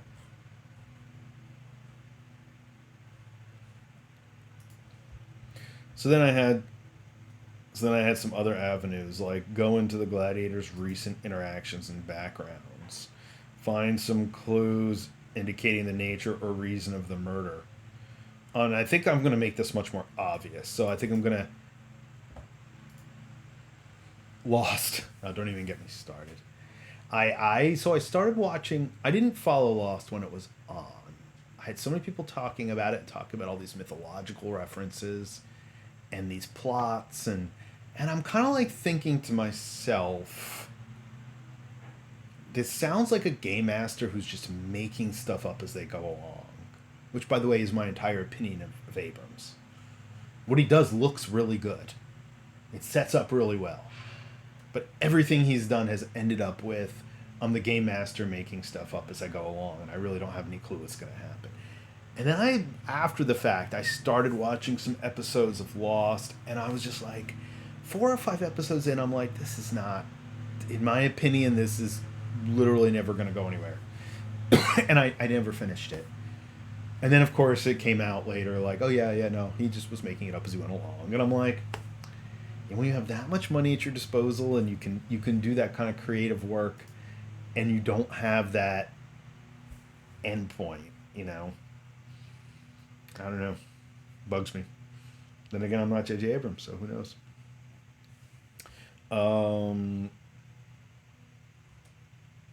So I have all these questions set up, like that the players should be or could be expecting to ask.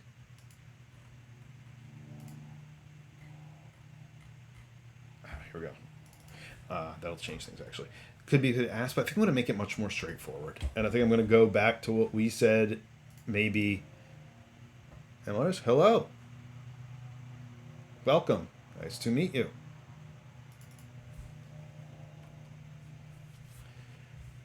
I think we are going to go back to what Wendell said earlier, that I'm going to pare this down and make this simpler, because I have like this whole list of questions that the players can ask, or avenues of investigation. And I suddenly realized this is going to go from a 10 to 12 hour scenario to a 12 to 20 hour scenario, or 40 hour scenario. And it's, and unless the characters are equipped to think like this, and it goes back to what we said at the beginning of the chat, like, it makes no sense for me to assume that these characters are going to have the facility to investigate in this fashion, right? Especially if every time I run this, there are different characters. Nice to meet you, ML Radish.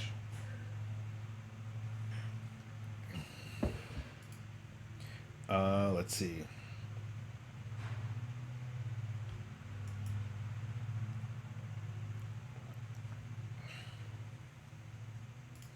So I will make a note here on my main document, though, which again I've hidden because it actually has some of the opinions of the story.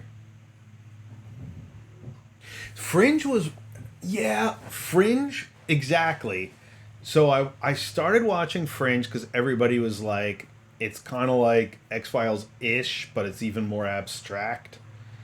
And I didn't get into the characters, but I stuck through the first 2 seasons. And I think my issue was that I had very little retention in terms of the character, or retention and investment in the characters. And that was just me. And the plots didn't grab me quite as much as I thought they would, but it was well crafted. And yeah, plotting and story and all those other things, it was really, really well done. And it was at that weird kind of zone where there wasn't a lot of stuff like that out there. So I definitely kept my interest.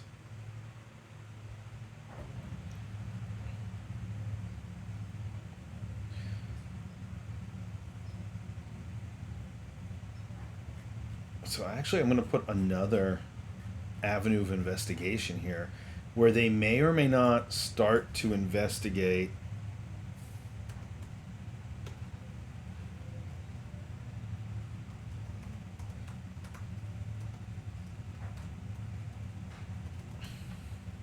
so they may or may not start to investigate the gladiators' recent dealings and interactions, but I don't know if I'm going to let them get that far. I'm thinking I might limit it. Thanks to the follows. I got a couple new follows. Thank you for jumping in and following. I appreciate that very much.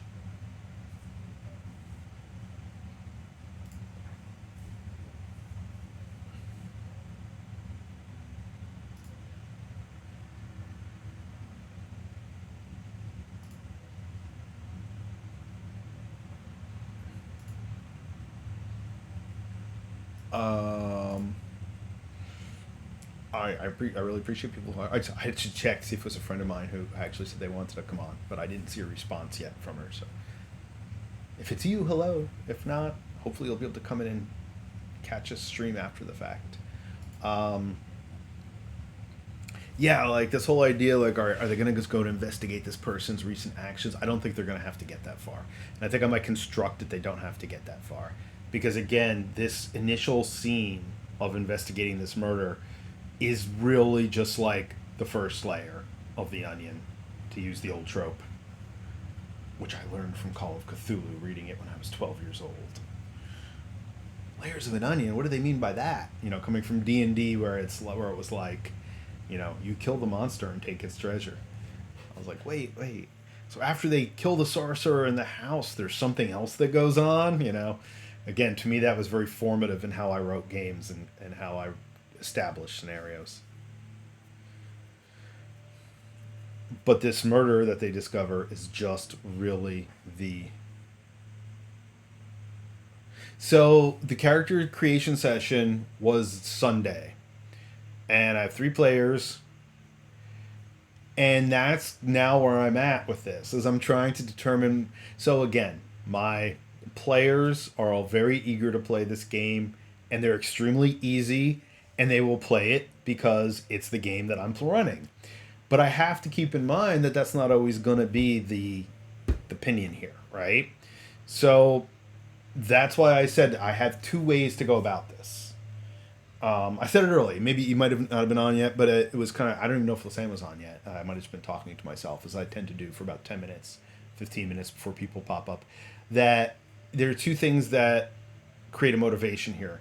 One, my thought is for the current group to have them all know the person who was murdered and have that investment, because they all have contacts in which this person could be involved with.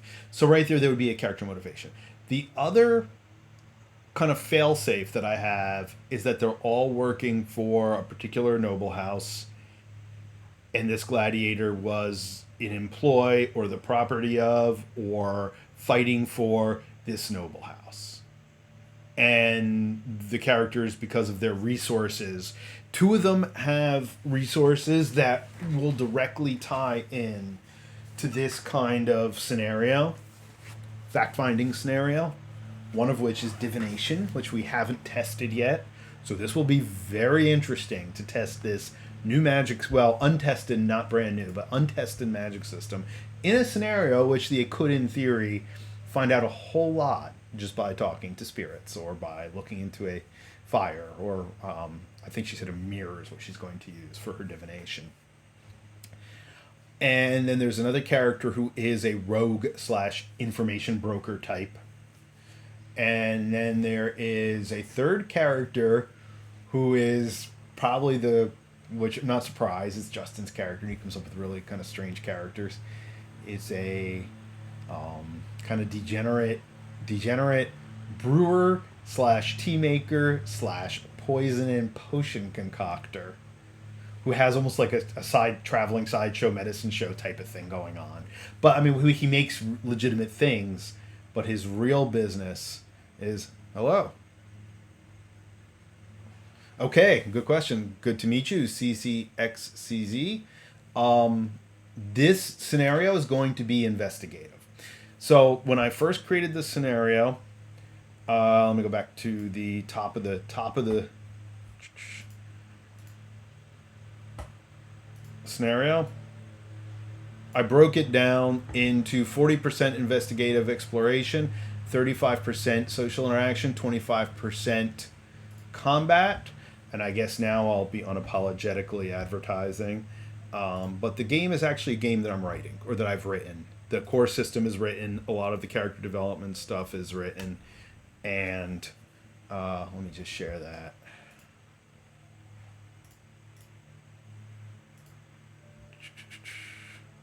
So it's called Tales of the Harrowed Land. It's a sword and sorcery system that's heavy on. I'm clicking on the Twitch screen. That's going to show you the game, right?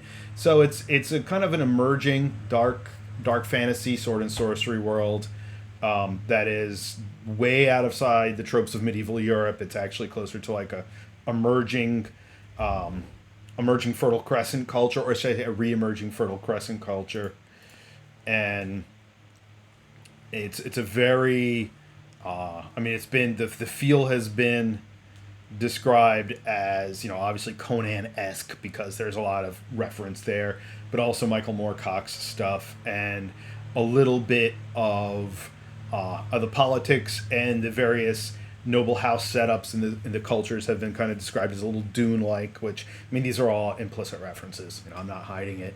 I'm not going, no, I never read Dune. I didn't let them influence the Hapshire noble houses. Meanwhile, someone was like, "Wow, it's almost like it's like House. I'm dealing with House Harkonnen," and I'm like, "Yeah, pretty much that's what they are." You know, like I'm not even going to try to hide this. So, this scenario is the second. I have one. I've called it a playtest scenario, but it's an introductory scenario. The first playtest scenario I've run perhaps 4 and 5 times now, either online or in person, and this is the second major scenario that I'm developing to run first with my regular gaming group, and then I'm going to be doing it on probably Roll20 and taking it to hopefully conventions now that it appears the world has started to reopen, and to other local gaming groups and maybe even the local game store and stuff if people want to try it out. So looking at a publication, probably hopefully by the summer, at least to get the publication process started. Have a completed document by the winter, then within a couple months get publication. Full disclosure, I'm on an academic sabbatical because I teach in the arts, and one of the things I teach is game design. But I'm on an academic sabbatical to finish the game book. So I kind of don't have a choice. It's kind of my job right now, which is pretty cool. More on the narrative side. Definitely more on the narrative side. It's die pull oriented. Die pull's augmented by character skills. And there's reference to the storyteller system. There's reference to D6 Star Wars. I don't want to say Shadowrun because that's so crunchy and mechanical. But, you know, all these games that I've played over the years, there is definitely a more of a narrative bent. After the players created characters the other night, and even though I have like 60 pages of stuff to sort through, and obviously I broke it up for them and I sent them PDFs of important things and I made a quick start sheet. They all said, you know, once you know this game and you know what the different abilities and the different gifts and do, and you know where to find everything, it should only take you like half hour to make a character for this game. And I'm like, yeah, that's the point. You know, I wanted something that was complex in your choices. It's skill based, by the way. There's no character class. It's all kit, and I am going to probably make some kits. I'm going to make some established kits because that just helps new players jump in. You know, and there are tropes. There's you know, your kind of druidy character. There's kind of your warrior types. There's your kind of merchant rogue types. You know, so there are definitely tropes, but I want to leave it very open. Like, for the first time, we have someone exploring dabbling, which is a magical. So magic is a gift in this game. Gifts are basically your superpowers, your character abilities. But for the first time, they're exploring dabbling. So this is the character that I was just talking about, who is a concoctor and kind of a snake oil salesman, but they also do know a little bit of sorcery. So, but just enough. Like, they can never learn as much as a person who takes the full sorcery gift, which takes up most of your starting points, you know, to invest in sorcery. But the dabbler allows you to just know a little bit of magic or know how to do a few things. So it'll be kind of cool. It'll be kind of cool seeing a different way that a person approaches making a character for this game.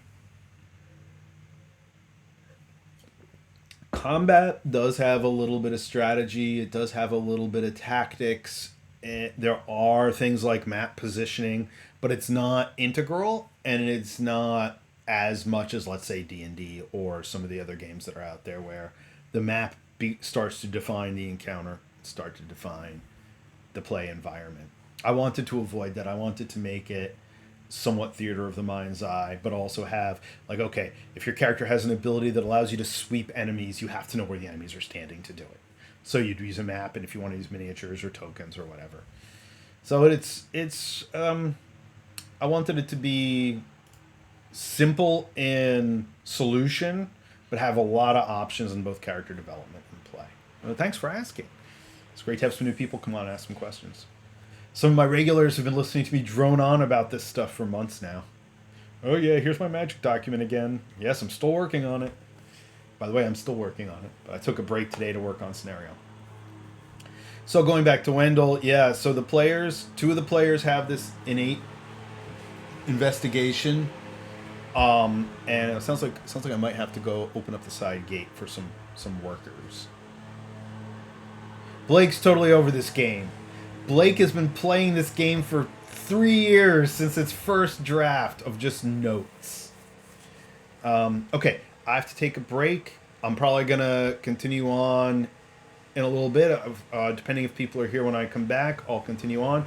But I do have to get the dog in and let some people into the backyard to do some work. So I'll be right back.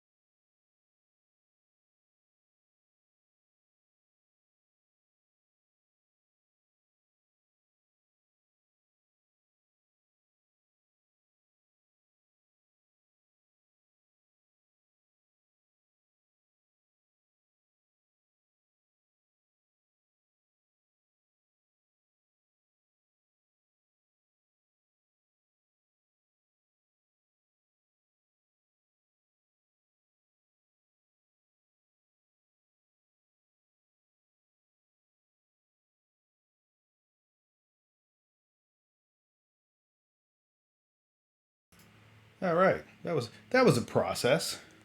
Had to chase chase the dog around the backyard, trick him into coming in with his collar, with his harness, like he was going for a walk, and then open the gates. The guys could get in the backyard. So mechanically support, interesting character building story. Yeah. So that's kind of where I was at when I was developing this game. I wanted to make it very character centric. As I've said, it could go.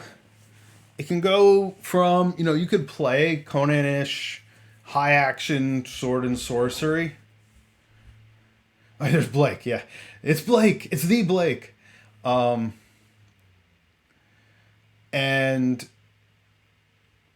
I didn't want to say that every character had to be this way and follow this set of tropes. You could play a politician in this game if you really want to, assuming the scenario supports it. And I think that's my next step is really. I mean, the rules are kind of all down now. A lot of the accessory rules, like the magic systems and the different character abilities, will probably continue to be refined, as always, throughout the next several months. But I think where I really want to take this is the next step in writing is to really write the running the game session where I talk about exactly this, that it's a game about building a character in an environment and having them interact in that environment versus having them follow this very typical trail of breadcrumbs. Now, mind you, the long playtest I ran, in which Blake and Curzon, who might be lurking in the background, played, was exactly that. It was just an overland adventure where they had a cursed artifact. It had all the tropes. But that was also to playtest the advancement system and to playtest and work through the various character advancement and creation steps. So I haven't seen Tremulous. I know Powered by the Apocalypse. And in fact, we were just looking at, I think one of our friends sent over one of the Powered by the Apocalypse supplements, though he's kickstarting one, the Hellboy-ish one. And yeah, and I think I've seen the Lovecraftian investigation system, because I think Neil sent it to me at one point to look specifically at, because my other kind of big game outside of this is Call of Cthulhu that I like to write for and run. So nothing published, just my own stuff. But obviously there's a lot of influence from those kinds of games in this. I mean, they've been a big inspiration in my game writing, game development over the years. And the storyteller system.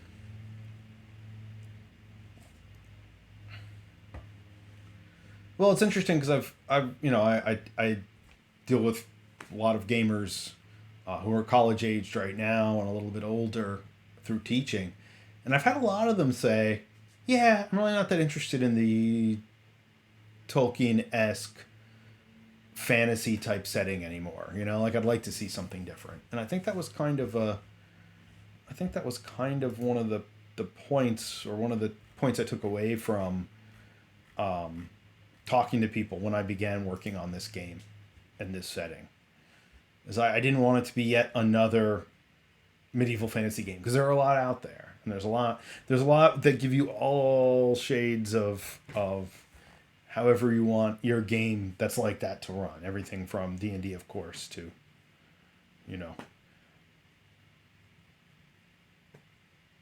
Ars Magica, which is this entirely different take on a medieval European fantasy. It's literally a medieval European mystic endeavor. So, what's Blake up to? Are you working on our D&D game for tonight? Making it up just before we start playing? Because you have no idea what we're going to do? I'm kidding, of course. Speaking of D&D, yeah, Blake runs D&D for us online.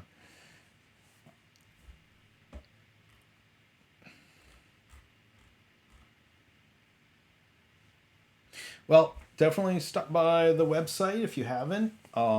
This is my main information channel now for getting stuff about this game out there, and hopefully we'll have some playthrough videos at some point, even if I don't have a group that wants to be in a playthrough video, then I will probably at least do some like walking through how you make a character, walking through various systems.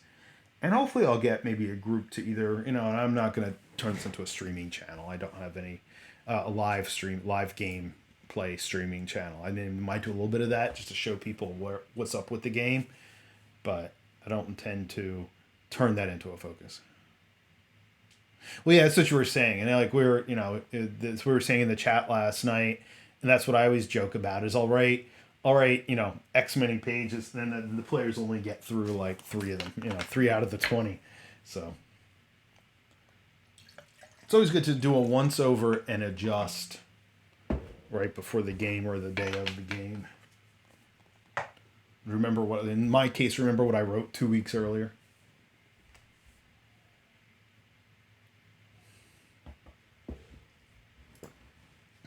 It's interesting though, and we've talked. So if you want to go through and take a look at some of our past chats, they're either archived, they're archived on the YouTube site, the Fox on Board Games YouTube, but they're also in highlight form on the Twitch channel.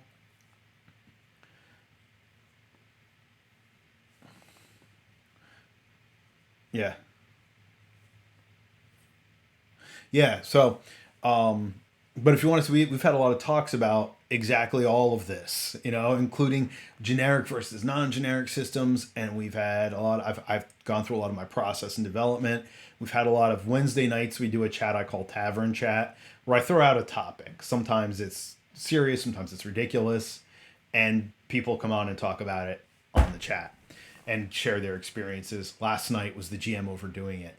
And so last night, yeah, that's what we were saying. Like Tom was sitting there, Curzon was sitting there during the chat last night working on tokens for his Roll20 game, and he had 22 NPCs that he had written backstories for, made tokens for, and he's sure like probably 3 of them are going to get used, So the open-ended kitchen sink approach, and again, I've talked a lot about this because I've both played in games recently and run a game recently which were very open world, less in terms of system. One was Warhammer Fantasy, one was Call of Cthulhu, but the settings were meant to be very sandbox and open world, and it was actually very difficult to navigate because it wasn't necessarily as focused as it should have been in terms of just the design of the scenario. In one case it was mine, and it was a fault of design. This game it's developed from a very structured story narrative approach for the different adventure scenarios. Like I break it down in the other document. I break it down distinctly into a story, chapter, and encounter. So encounter is your most basic thing, Sneak past the guards. Several of those make a chapter. And then your overall story. So I guess actually what I should do now is actually put chapter 1.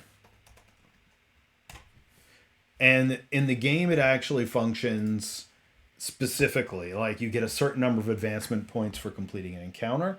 You get a certain number of advancement points for completing a chapter. And then at the end, at the story level is where you get more. Then stories develop into tales. And tales are your overarching campaigns or sagas. So that's kind of where maybe I call it saga. I don't know. I'd have to go back and look. But that's kind of where I'm at with this, where I have to now kind of break down this scenario and make it digestible.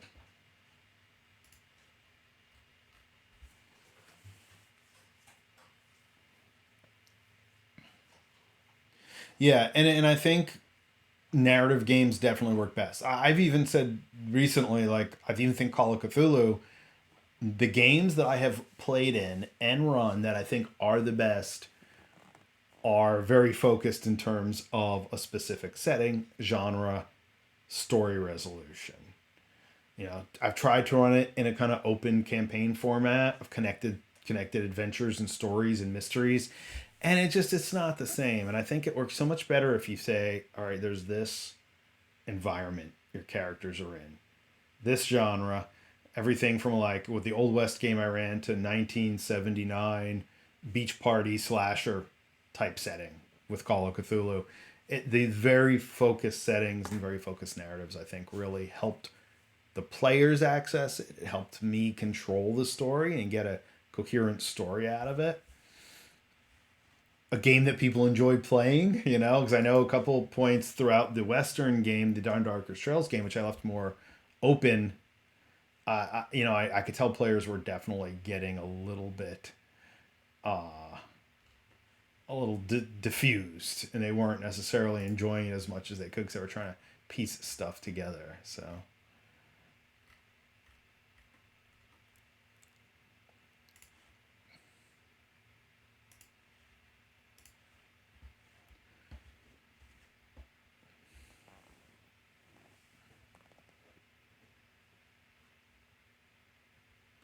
And I think because we've had a lot of discussion in our group, stuff like Powered by the Apocalypse and these very story driven games. I mean, I think for a very specific genre and setting, stuff like that works well. I think trying to run them in a way that's like a traditional RPG campaign, I don't think they're necessarily as successful.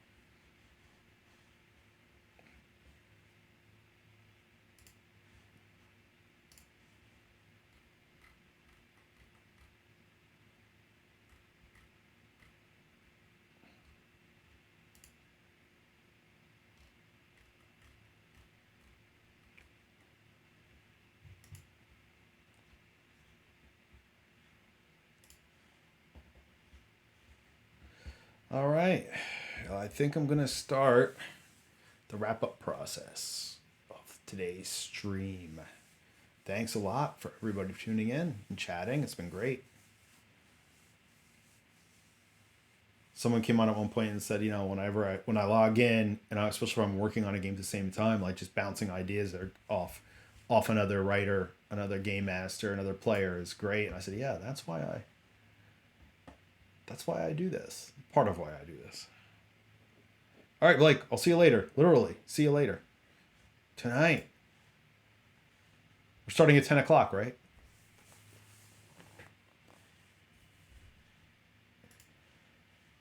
$10 p.m. to midnight game.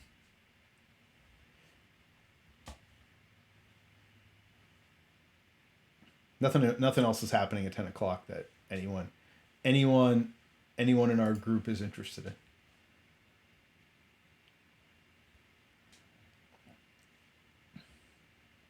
Yeah, I'll see you at 7:30. All right, yeah, cool. Talking Lisanne, thanks for ML Radish and for CCXCZ. Thanks for following and chatting. Hope to see you on again more.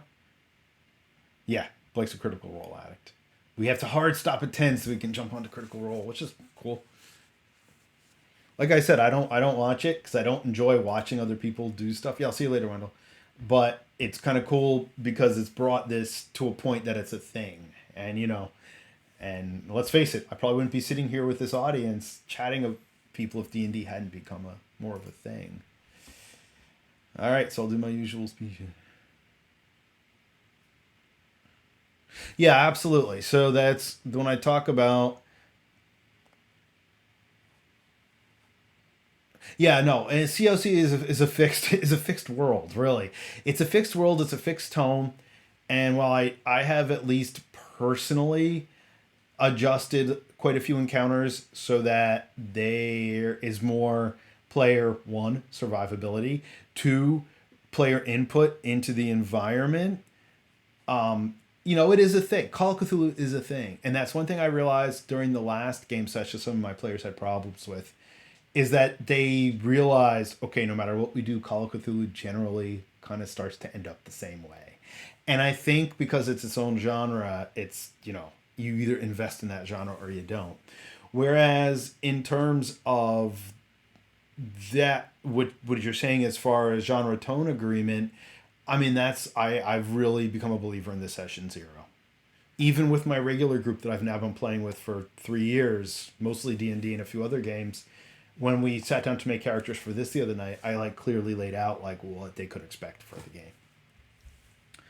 I didn't want it to be a case where they all made, horse lord barbarians, then they had to investigate something politically, right? That just doesn't make any sense. That doesn't make it fun for anybody.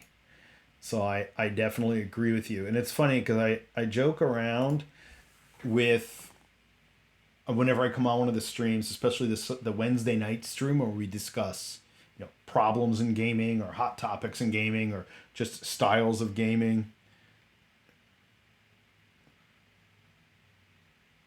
De- Delta Green is definitely the superior universe in my opinion. And I'm an old school Call of Cthulhu fan, but I definitely think that Delta Green does something different with the game and the genre. I always say it's people ask me what it is. I'm like, well, it's kind of X Files crossed with Call of Cthulhu, crossed with you know military conspiracy. And it does have a really rich feel to it. And let's face it, it was written 20 years after the original game, 60 or 70 years after. Yeah, yeah. Blake's easy to find. I can pass it on. I can Facebook you over Blake's info. So I think Delta Green definitely. I still like the kind of classic game, but I agree. I enjoy reading the Delta Green material a lot more. We played a pretty cool Delta Green using the gumshoe system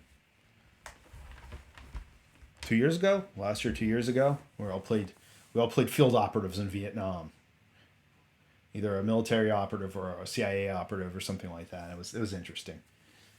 It was a play test for a scenario. I don't think the scenario was the most well written, but I thought the environment was really interesting and the characters were really interesting.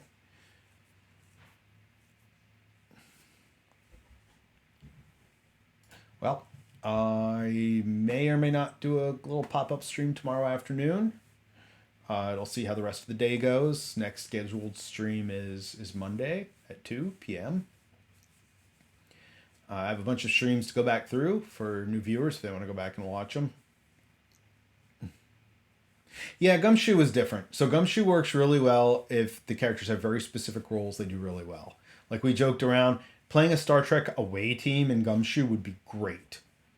But as far as playing like a fantasy game in Gumshoe, I don't think I would enjoy it. Like in this game, everybody had a certain role within the group and within the scenario.